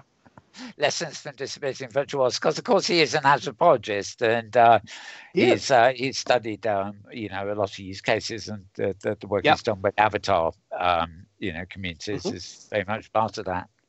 Okay, so that is the first keynote. In fact, in very real terms, it's the first event. An hour basically from 50 minutes, 9:30 to 10:20. So if you want to see this one, you're going to have to get there early. No sleeping in on Thursday morning. No, but he's going to be in the main auditorium, so there's lots of seats. So that's going to be a good thing. We can. The most we've ever accommodated in our amphitheater has been about 300, and a couple of times we filled it. So this should be an interesting presentation, which I'm hoping there'll be a lot of people too. We should add at this point at the beginning that if you can't make it to the conference itself, you will you will be able to watch it broadcast online too, if you're happy with a flat 2D video of a 3D world, if you see what I mean. But it's still very interesting. A lot of these things often work as a podcast too. You might not have the immersion, but if you just want to hear the lecture, you can do that as well. You can. Okay, moving forward to 10:30 a.m. Now, of course, there are different venues here. There's the main auditorium, and then different lecture areas and things too. So at 10:30 after that, which is really on its own, we've got Feather in Your Cap, Achievement and Recognition. That's in a lecture area, and that's Rennie, who does the senior, who of course has taken over from you as host of Avatar Studio. So we know her from that. But at the same time, you have your Quadrivium, or the first of them anyway, the Science Circle, Innovators in Global Science Education. So two rather contrasting things at the same time there, really. Oh, very, very much so. And then at the same time, we also have a lecture by Kevin Holloway on virtual training for mental health providers. So, we've got 3 very unique presentations that are coming up at that particular time. Right, absolutely. I meant to ask earlier, and I would just have a quick question here, but before moving on, because we've been on so many diversions. But do you find, I know, for example, the Open Sim Community Conference, which I help on the steering with, up until a few years ago, they had this same model of being a conference with, a load of lectures, a load of side events and stuff as best they could. And I think at one point they had 4 or 5 tracks running at once. And, eventually it was decided to have a single track event. So everybody has the opportunity to be at everything, even though I have to admit that even in the real world, if I go to a conference or even an exhibition, my mind starts tuning out after a while. And, I might go one day to look at all the exhibits, and then I'll go back a second day having made a list of the ones I want to spend time with. Because, there's something about the environment of these things that often wears you out. How much just on the organizational side, how much do you work do you put into something like these 3 events at 10:30 all happening at once? Do you deliberately try to inject variety there so that, people probably want to go to one or the other? Or do you have to just hope that, there's not too much conflict between them? Like I say, oh, I don't want to go to that one, but I want to go to those other 2. Oh, shit, they're on at the same time, Yeah. I mean, when now to be fair, right? I mean, in the early days when we were doing this conference, and Second Life had a much larger concurrency of people, especially a very large and active education group. The first few conferences that we were running, we were getting close to 3,000 people showing up per conference. We were running 4, sometimes 5 sessions concurrently at a time, and we were getting complaints all the time. With regards to it. These are all wonderful presentations, and it's just too much going on at the same time. So, as the numbers started to come down, we obviously were spreading things out a little bit more. Like we had originally, we had it was 24 hours in one shot, and then we went to 48 hours in one shot, which we realized was just crazy. Then we went to 3 days and to 4 days. We're back down to 3 days now because the immersive experiences are becoming larger. But in terms of something like this, the maximum, and I can't really speak for Lori Vaughn, who's our program chair for this year, but I know for myself, going beyond 3 sessions concurrently, that's the maximum we would ever want to go to in the future. So if we started to find that the number of lecture presentations were increasing, we would actually extend the length of the conference as compared to cramming more things up, because to have 2 lectures, one and one right next to each other, you sort of encourage people to sort of come and to have the type of engagement that we're looking for. As soon as you get into 4, 5, 6, then the numbers per event start to drop off. And in fact, you look at the site conference, eLearn, a pile of these other ones, that's exactly what happens when they've got 8, 9 tracks running at the same time, right? You get something like the site conference where they've got 5 tracks all running at the same time, 5, 6 tracks running at the same time, and half of them are empty, right? 1, maybe 2 people. There's no room for engagement, right? We want people to come and we want people to engage. So, and also, I think, isn't there a kind of risk of this is something I've found with single track conferences even, and that is, you have a lecture. I'm not just saying somebody with a PowerPoint, whatever. Somebody who's interesting, but they finish, and it takes it's not just the engagement thing, like asking questions, which is allowed for, but there's you almost want to walk away and spend half an hour letting it all sink in and think about what you've heard and discussed, and it's almost scary to launch into another lecture immediately after because your mind is still processing your engagement with the previous ones. So there's all these all, I'm sure no organizer can think of all this, but it's, I love that thing where you can say, listen to a lecture and then disappears to the next event would be like, I don't know, like your undersea exploratory thing. So that you can do the underwater exploring thing and you can still process the hour before at the same time, if you see what I mean. Because they're two very different experiences. They are, but I think no matter how you rearrange these things, you're always going to have somebody that's going to basically say, "Well, why did you do it that way?" Because because I mean, people are individuals, so they want to approach these things in different ways, right? So like having 3 sessions like this concurrently, this sort of will. Especially right after Tom's session, right? Yeah. I mean, we're expecting a large number of people from Tom's session, right, to go from there to 3 different sessions right afterwards. Yeah. We'll probably have, between 20 and 40, 45 people at each one of those sessions, right? None of them will be empty in terms of what's there, which is wonderful because it sort of fits what it is that we're trying to do. But if we were to go down to, like, similar to the OSCC, if we were to go down to a single track, which is basically just one after the other, right? No concurrent sessions. Yeah. Then the other problem that you run into, especially inside a virtual environment, like it's a little bit harder with a live environment because you've already sort of got the people there, but in a virtual environment, it's so easy to come and go. Yeah. And so if you've got a single track, you're interested in the first 2, you're not interested in the next one, but you're interested in the 2 after that. Because you're virtual, you show up, you go to the first 2 and you say, oh, well, I'll come back in an hour for the next one because I'm not interested in this one. And then life happens. Right? Yeah. And the next thing you know, you've missed the session that it was that you wanted to see.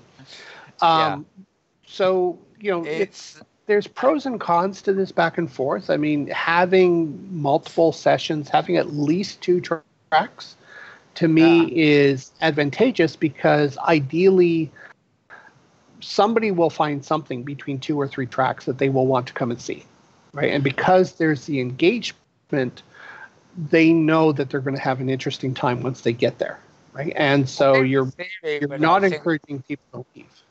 Yeah, I think I'll tell you with the single track thing was partly that, like you said, the engagement thing. You want to encourage, say, a speaker who's really just giving a lecture to be able to come off stage and ask people to come to his booth to further the engagement. So if somebody really is going to get bored with the next session, they can go to the booth and engage further with the previous one. But, again, trying to organize people with, the more precision you try and impose on the organization, the more chaotic it will actually end up being because people don't, people, as you say, they're their own free-thinking individuals. The more you try and regulate them, the less it will happen. Yes, they do. You have to be able to work with the organicness of how people are flowing through your venue, and ideally encourage them so that, especially with the virtual conference, like people are going to come and go. I mean, we see this all the time. Yes, we have 12 to 1,500 people that show up on an annual basis now in terms of the conference, which is still good numbers. Yeah. But a lot of those people come and go. They come and go over the course of the 3 days. So, it's not like we have 1,500 people there concurrently all the time, right? Yeah. Our concurrency numbers, depending upon who's presenting, are anywhere between, say, 100 and 300 at any given moment on the regions, right? So, which is, to me, that's still fine because it's all virtual. People are going to come and go as the need arises. But it needs to be organic. It needs to be things that people feel that they are welcome to show up at any time, that they're not going to be criticized for the fact that they disappeared for an hour because they've got to look after the kids, or they got to make dinner, or they got to do whatever else, right? The other nice thing about these... Sorry, go ahead. Well, no, I was just going to say, talking about regimentation, the next item on the agenda is a standalone item at 11:30 called the Making Connections Parade. Yes. So you're going to get the whole conference all together in one place to go over a bridge. Yeah, pretty well, pretty much. There's a little bit. There's because well, I mean, sort of. Not quite. I'm joking, but yeah, well, all coming into I mean, why not have a little parade? Sounds like fun. Yeah, why not? But I mean, it's one of the neat things that we've always done with this conference all the way along is that we have built social programs directly into the program itself. There's always been dedicated time set aside specifically for exactly what you were talking about, downtime between sessions where people can go, they can interact, they can mingle, they can network, they can talk about things that they've just heard, what they've just discussed, what's upcoming. And in a lot of cases, this is a very core event where people who don't necessarily always, notwithstanding the fact that it's a virtual environment, sometimes there's people that you only get to see when you come to this particular conference because people are busy. So these social activities, like we go from there to the music and dancing, I was just going to say, of the oldies, right? Yeah. I mean, this is an opportunity where people who may not have been able to catch up for a while can actually get together. They can catch up. They can talk about different things that they're seeing or different things that they're about to see, right? And there's so much more to this because Second Life is such a social environment. We've deliberately built that into the program. Depending upon how many lectures we have, it might be more or less on a given year. But it's a very strong component in terms of what it is that we do as part of the conference itself, as compared to going off to a real life conference where most of the social interaction really occurs. For those people who are connected to that particular group, or to various different groups, where a lot of the social activities are happening in the evenings or at night. Oh yes. Very much which is also the same time a lot of people basically say, something, I'm done with the conference during the day. I want to go off and I want to do my own thing. Right?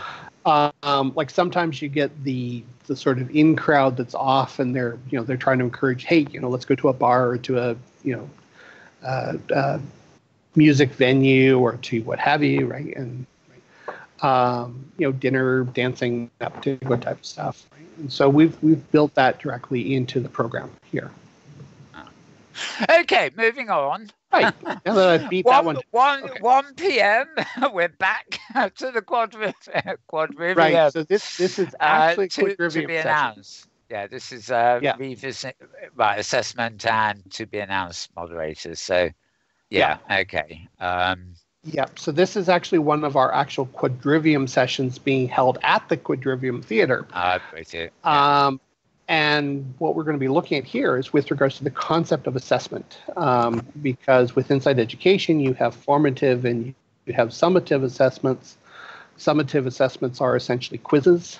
And one of the things, especially with inside a virtual environment, is how do you assess learning with inside virtual or augmented or extended reality? And it's a huge topic that we're hoping people are going to be bringing a lot of information to. How do I want to put this? The best type of assessment is normally formative assessment as opposed to summative assessments, but it's also more time consuming in order to do those particular types of assessments. So, how do you balance out those two particular things when education is trying to put as many people through an education system as possible and do it for the cheapest amount of money and do it quickly and efficiently? Yeah. Huge opportunities in order to extend where it is that we are currently. Okay, great. Now, immediately after that, 2 p.m., it's not a keynote per se, but it's one of the main features of these events. This year in the main auditorium, as opposed to just broadcast from a smaller bit above the bulk. And There's two this year, of course, but the first one here is in the tradition of previous years. I gather it's not every Linden, but it's basically people from Linden Lab on the hot seats. Yeah, it's a couple of the directors. So we've got Patch Linden and Anya, and I can never remember Anya's actual avatar name because it's not Anya. It never is. It never is. Oh. Well, we'll find out near the point. So basically, two key Lindens, sort of addressing the Grumpety. There we go. Grumpety Linden. There we go. Oh, Grumpety. What a name. There we go. How could you forget that? That's Anya, and that's so I'm really looking forward to an opportunity to I'm just going to say, what, 5 years ago? I don't know how long it is since we did it, but we used to do a show in Second Life called Grumpy Old Avatars. Can you imagine having Grumpety on? Oh, well, yeah. Grumpety sounds like an ideal candidate for a grumpy old avatar. So she's probably young. Never mind. I love it. I love when they come up with funny names like that. Okay. So basically, are these directors of the lab or directors of the Second Life division? Directors of the lab. Of the lab per se, right. So Right. Look at what the lab is doing, presumably with Sansor and Second Life and anything else they got up their sleeves. Yep. Well, wonderful. Right. Skip forward to 3 p.m. We got now this is another one where we've got three things at once. We've got design thinking for education in online education. This is again at the location, the Quadrophenium. Lecture area B, we have the need to determine a trusted friend. Sounds curious. And that's Jose, right.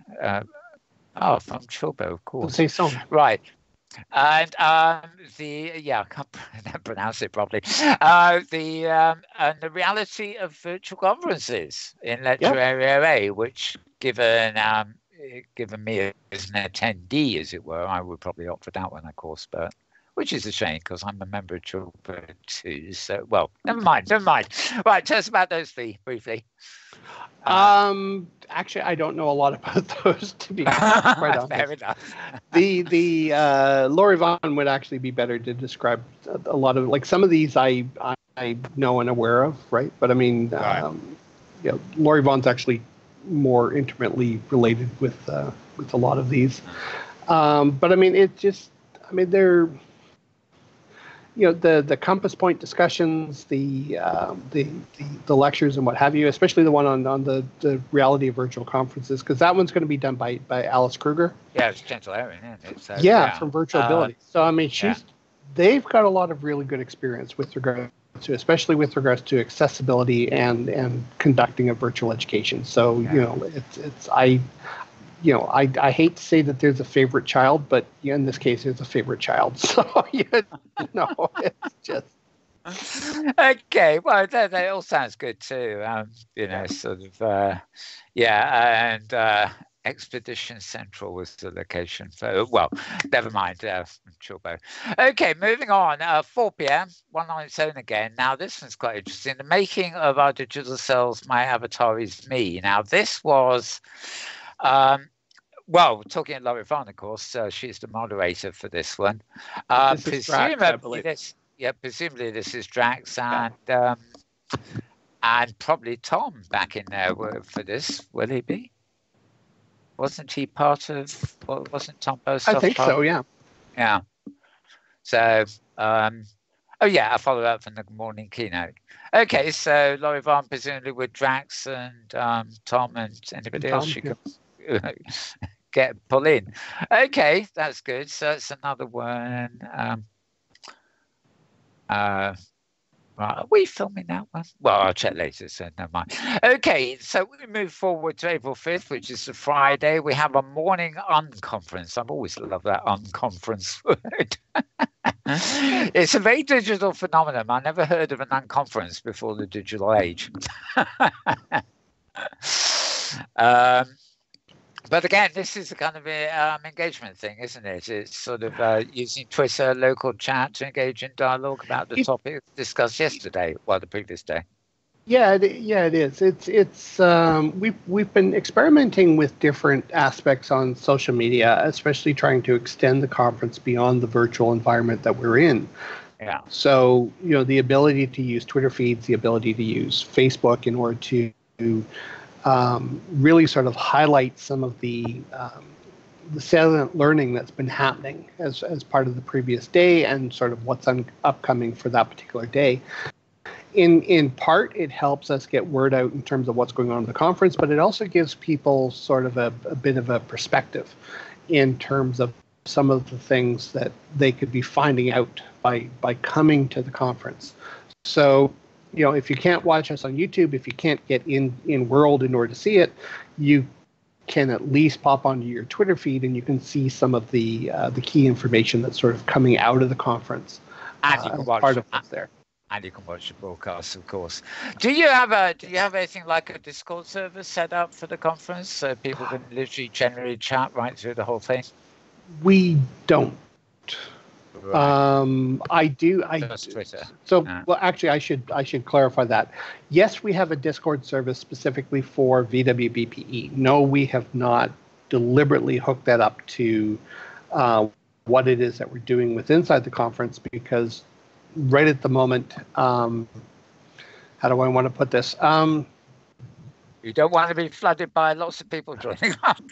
Well, at a certain, because I mean, here's the thing you got to keep in mind. I mean, at a certain point, there's a point of diminishing returns with regards to the number of channels of engagement that you give to people. So, keeping in mind that people can come into the conference, they can come to the conference itself. There's local chat, there is group chat, there is private chat, there is then the YouTube streaming, there's then the YouTube chat channels themselves. Yeah, of right? course. Yeah. There's Twitter, there's Facebook, right? And now we want to add Discord to this. I mean, there's lots of ways that people can engage with us all the way through here, right? Obviously, the most effective one is to come to the conference itself and be engaged directly with the people that are part of the audience. The second one is, from my perspective, is that anything that we're broadcasting on YouTube, there is the chat channel that's available there so that people can have an offline conversation as the presentation is ongoing, or if they want to see the rerun, that they can chat, ask questions there, and we try to have people that are on there to follow up with some of those. But the more channels you have, the more people you have to have available that can pop into those channels and manage those channels. So, it's at a certain point you sort of have to pick a couple and basically say this is sort of what we're going with.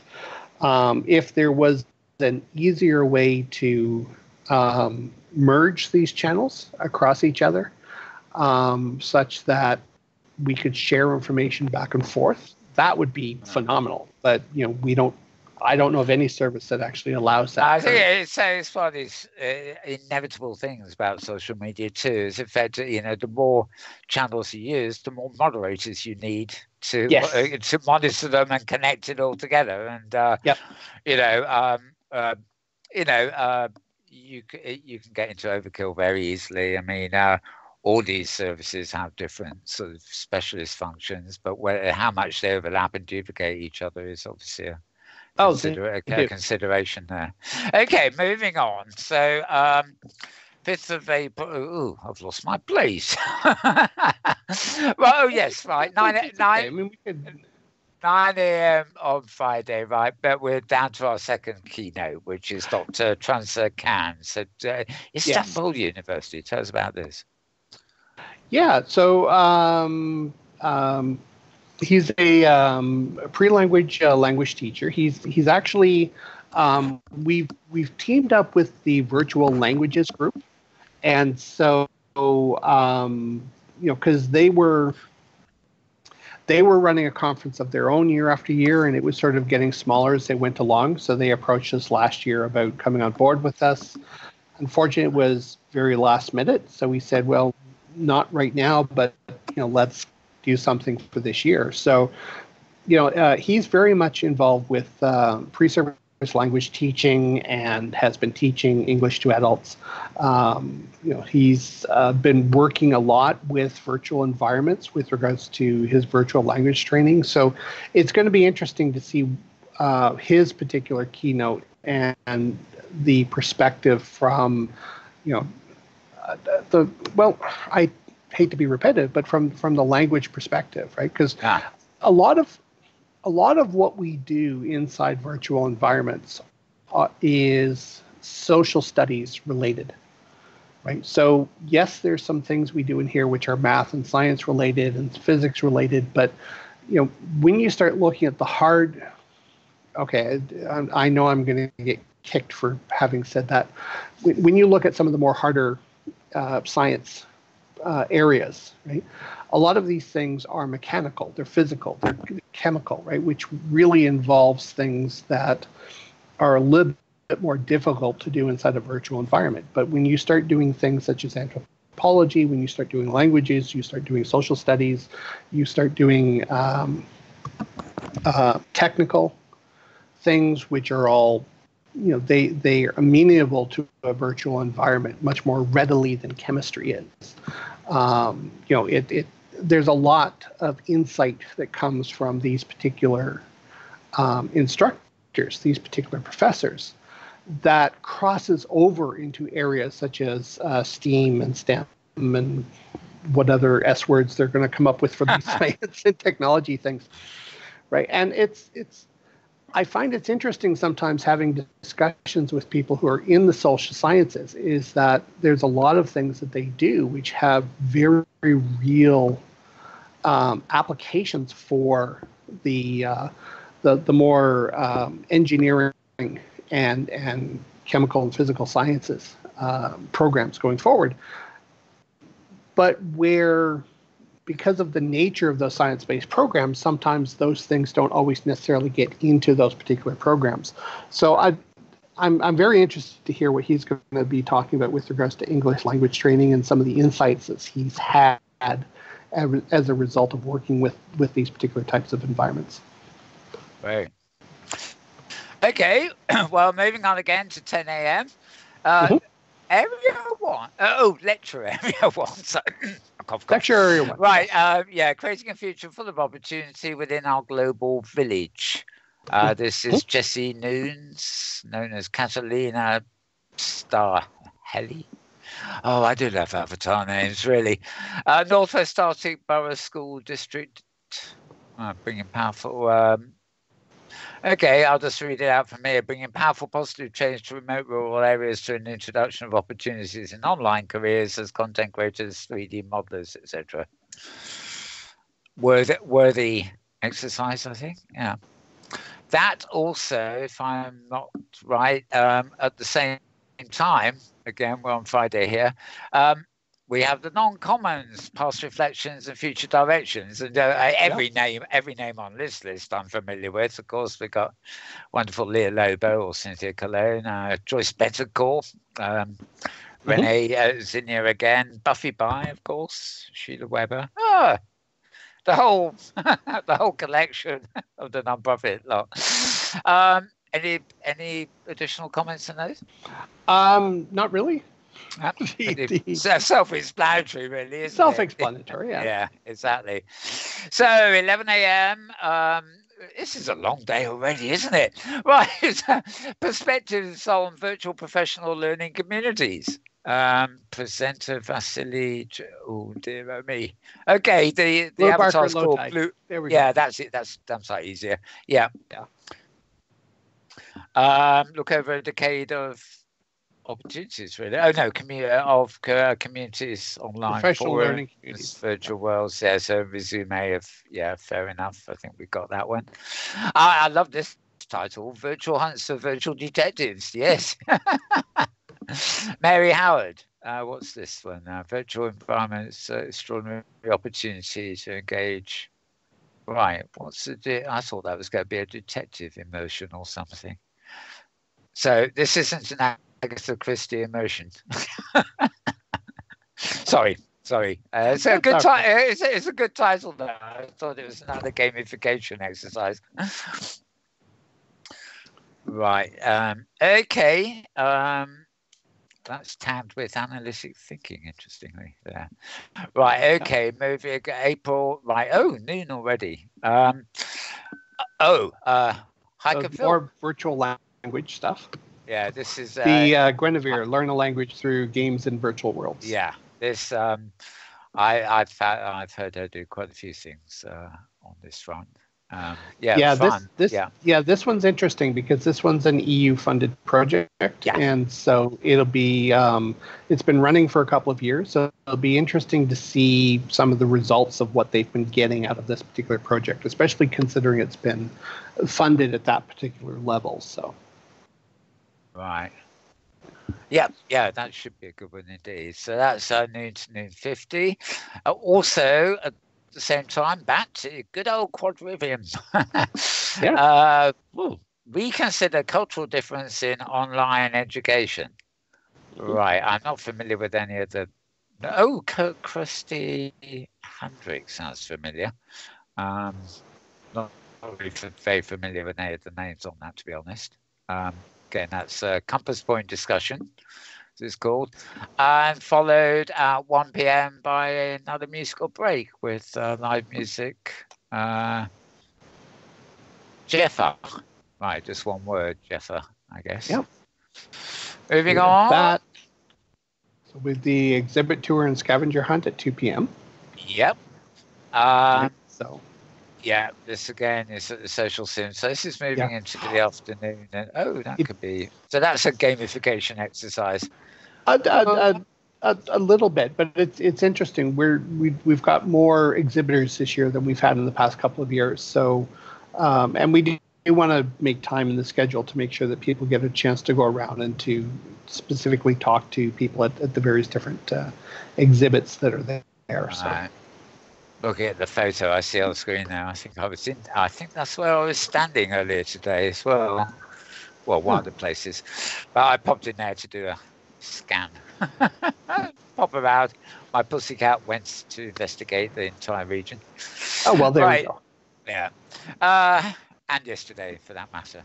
I saw you yesterday, but I didn't really get your attention. You were about to step on me. After all, my cat is very tiny.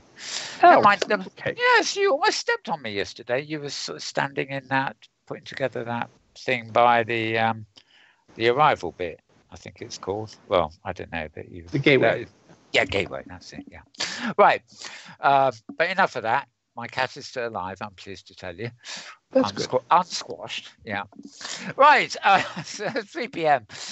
Culture and education for peace in times of three-dimensional immersive digital environments. Yep. Peace in times... I'm getting confused about that. That's okay, me too, and I'm interested to look at that one because it's going to be interesting to see exactly... like this concept of peace in times of three-dimensional, right? I don't know. It's got an interesting title to it, right? So peace in our time, but the time is of three-dimensional. Yeah, it's confusing. I mean, it's probably interesting just to figure out what the title means. Turn up to a grand explanation. Okay, that's Christian Jonathan Angel Ruder, whose second life name is Econis, which is called economic, isn't it? Right, compared with the real name. Okay, moving on back to the Quadrivium. This is an actual Quadrivium again. Professional learning communities. Yes, that's that's an hour at 3 p.m. Assistant to be announced, the moderator anyway. How do you benefit from engagement with learning communities? What's PLC when it's I see, learning community, right? Professional learning community. PLC is short for an incorporated company in the UK. I get confused there. Are your communities physical or virtual? How's it connected to professional development? Bring your ideas, etc. So hopefully people will. Right, moving on. 4 p.m. Still on Friday. Learner-generated augmentation, curricular design with AR. This is Veritas Raymaker, the avatar, Kenneth Y.T. Lim, real life. using augmented reality, basically. Also at 4 p.m., revisioning interprofessional education in virtual worlds. Susan Toss Cohen.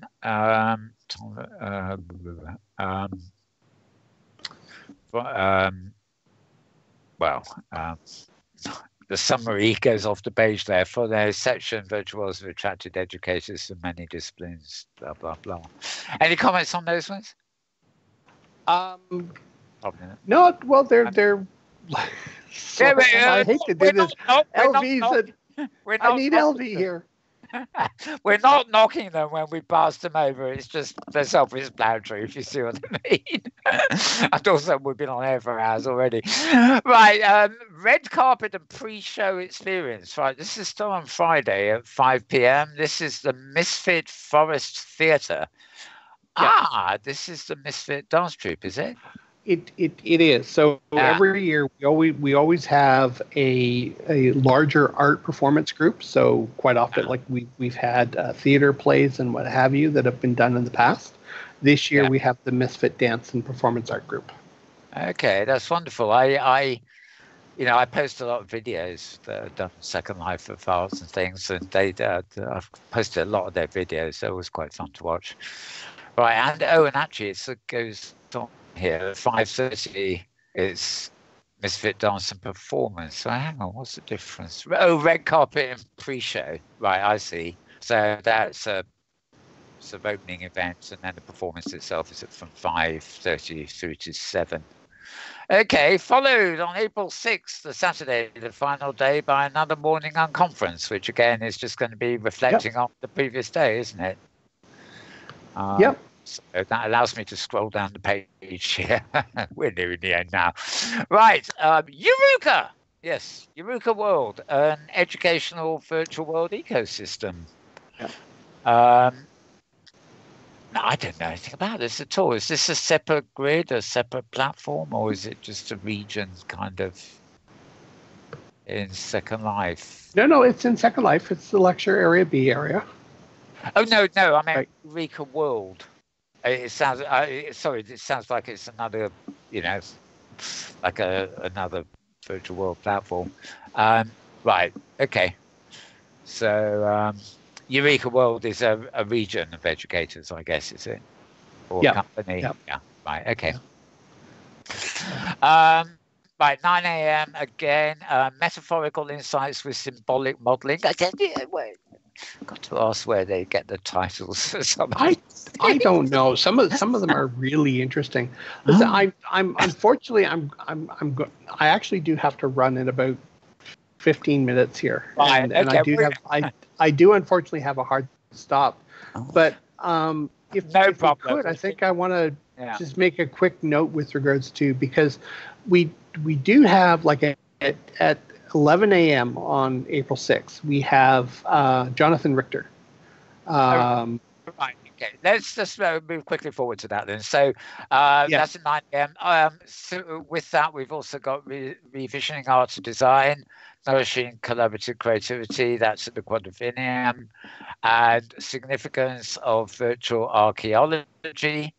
That's at 9 a.m. too, lecture area A. The Dickens Project, this is all very good. This is Valerie's thing. Dickens Project exemplifies virtual collaboration. That's at 10 a.m. And here we're coming up to the one you're talking about. This is the keynote at 11 a.m. Crossing the horizon together, scanning, transforming, and sharing what works in immersive VR. So you have comment on that. Okay. Yeah, well, I mean, Jonathan Richter is very he's actually also the director of the iLearn conference, and the Immersive Learning Research Network facilities. So they're a relatively new group, which has sort of been up and coming, but Jonathan's been involved with virtual environments like Second Life and what have you since very, very early days. His original avatar is actually older than mine is, right? So he's got a very, very deep and knowledgeable perspective in terms of how these things are impacting on colleges, universities, and how it's actually transforming the way in which they're working with groups, especially with regards to Salish Kootenai College, which is in Montana. It deals mostly is all First Nations peoples in terms of who goes to that particular college, and so there's a lot of insight there with regards to some of the challenges with regards to immersive extended reality. So, I'm really looking forward to that particular presentation. Great. Well, that is one of the ones that James and I have been filming as well. So, if you can't make it again, a reminder, you will be able to watch broadcasts for these things. Okay, moving on. Oh, it's Leah again. Lovely. And Andrew. Right. Okay, Blue Mars on Virtual Harmony for Agile Mindsets. Yeah, well, another good title. 3D Open Simulator game. Is that right, Blue Mars? Okay, I thought it was Red Mars or something. One in Open Simulator. I didn't know.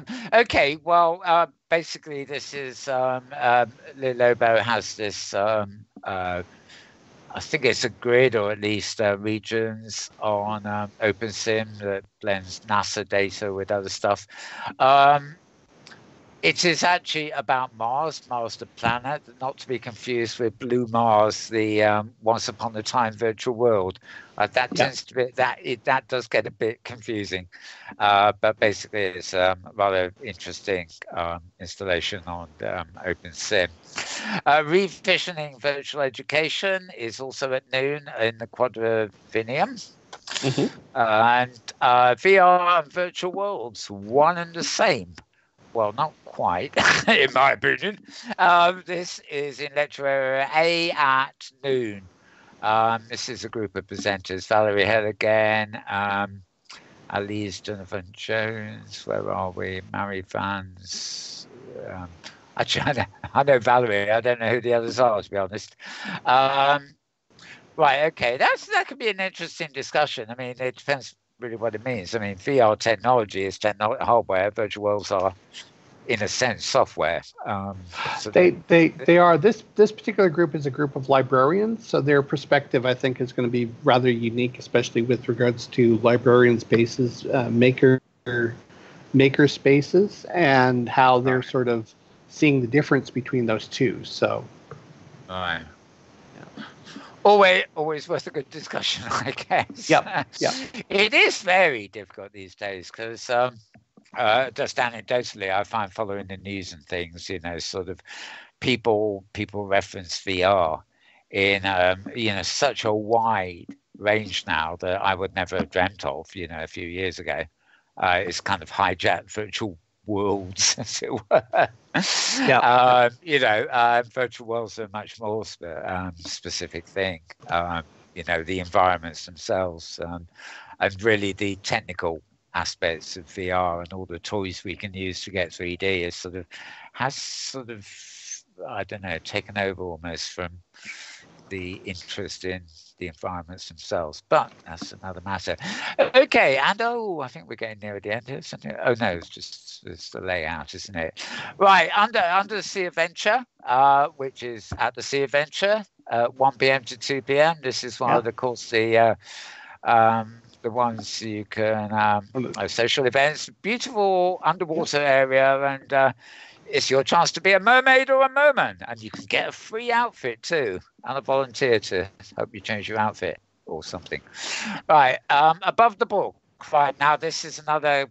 Again, it's not a keynote one, but it's one you're hosting, Fallon or Kevin. Thinker of Melville, or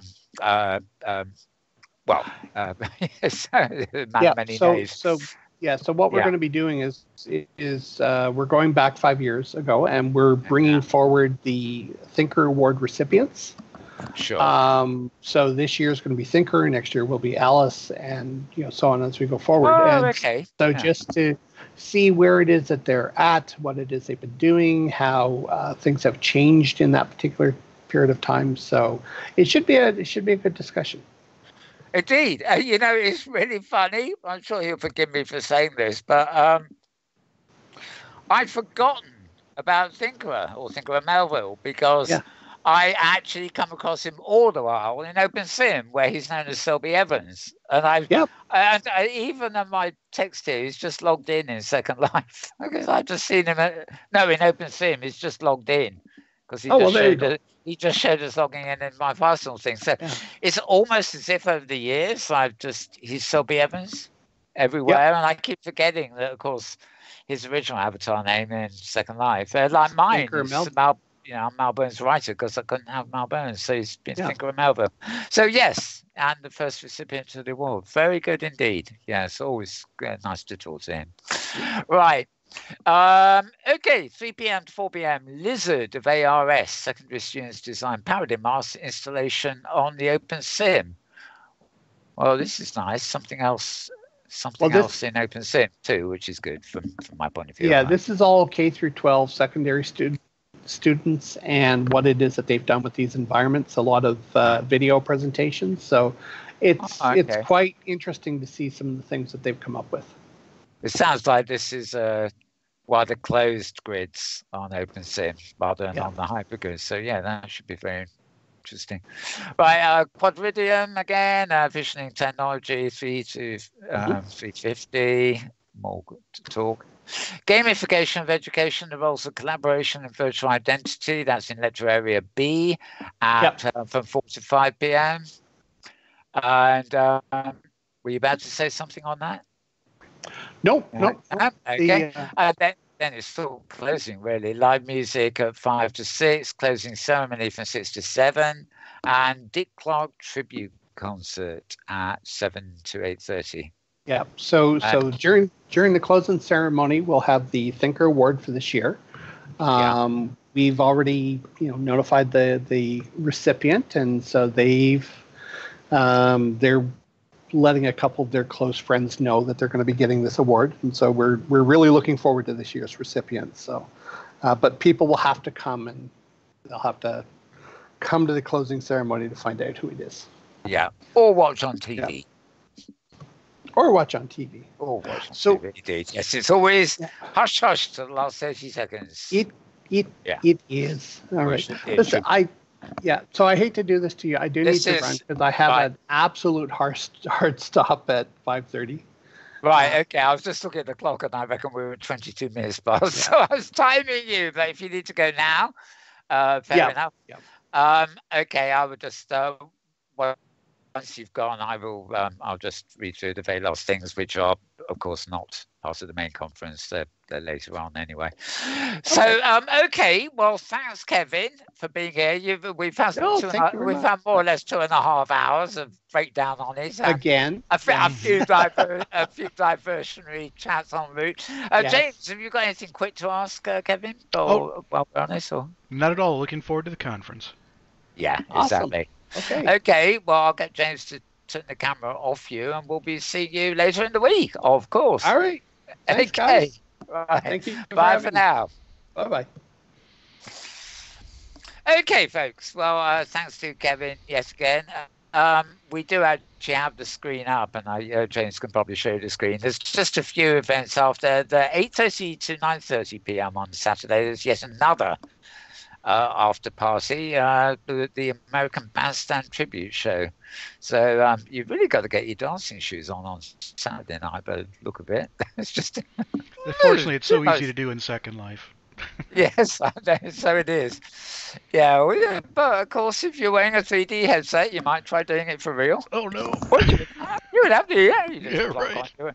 plonk on your Oculus and stampede across your floor and out of a window, Not in Second Life. What more could you? What could else do? Right. Who would believe that Oculus can fly or something? Right.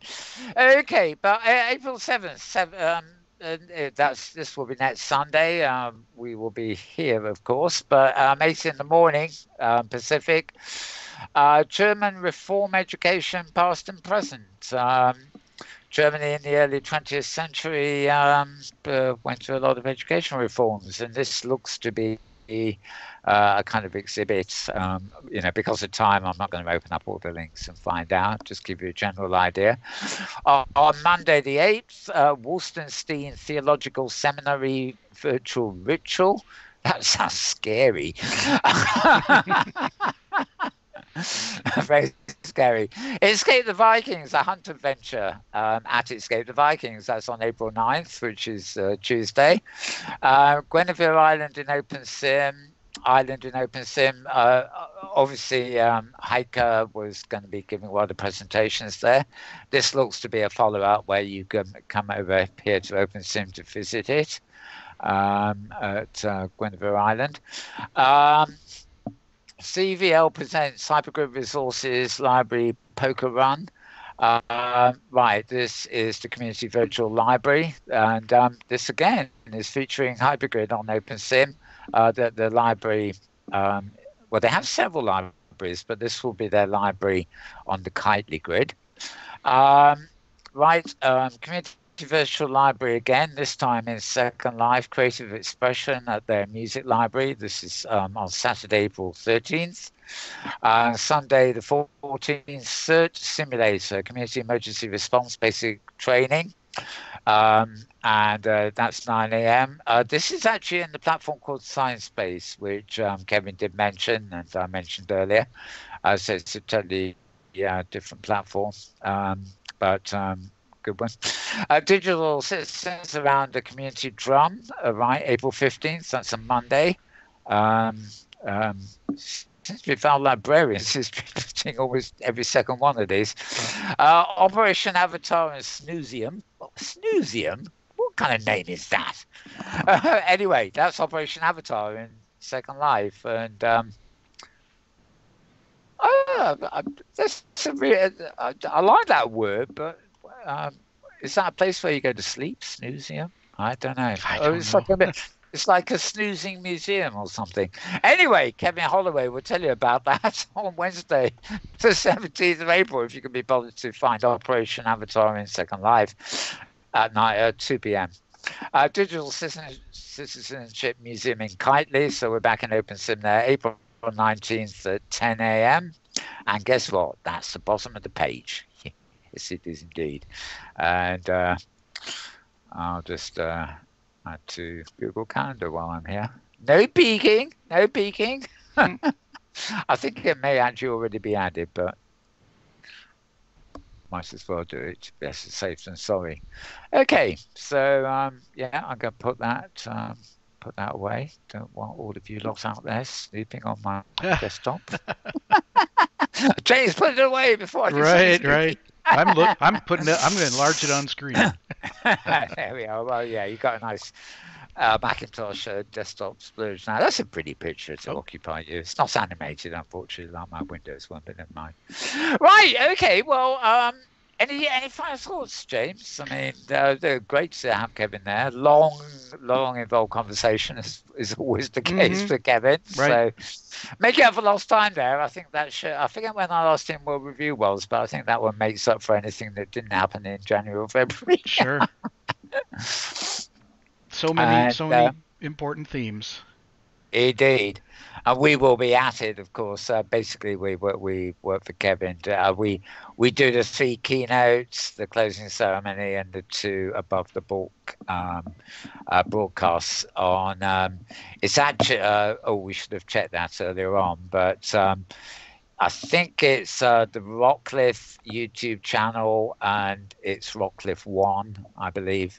And there will be other broadcasts too for volunteers and things. That there's 2 other YouTube channels. So right. As we discussed, there's several events happening at once. So the video feed for those gets scattered around 3 channels. With channel 1 reserved for the headliners, as it were. So that's so we will be with you with that on Thursday, Friday, and of course Saturday.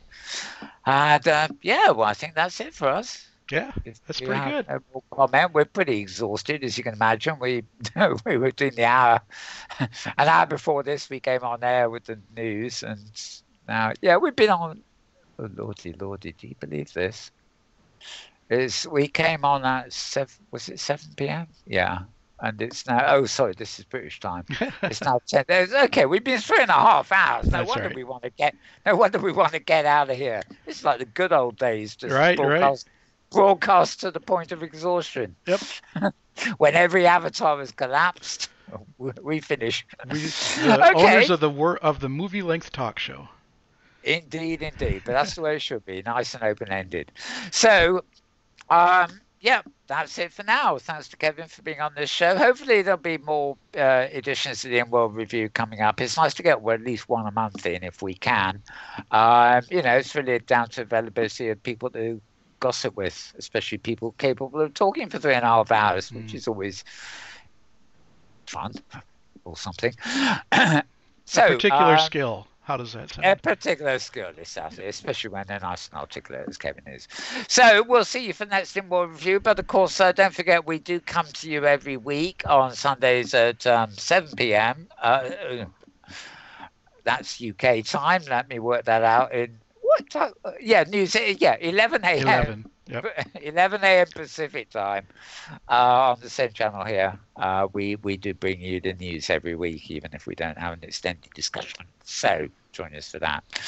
Meanwhile, it's because it's the Inworld Review, I can actually use my traditional. Indeed, I was looking forward to it.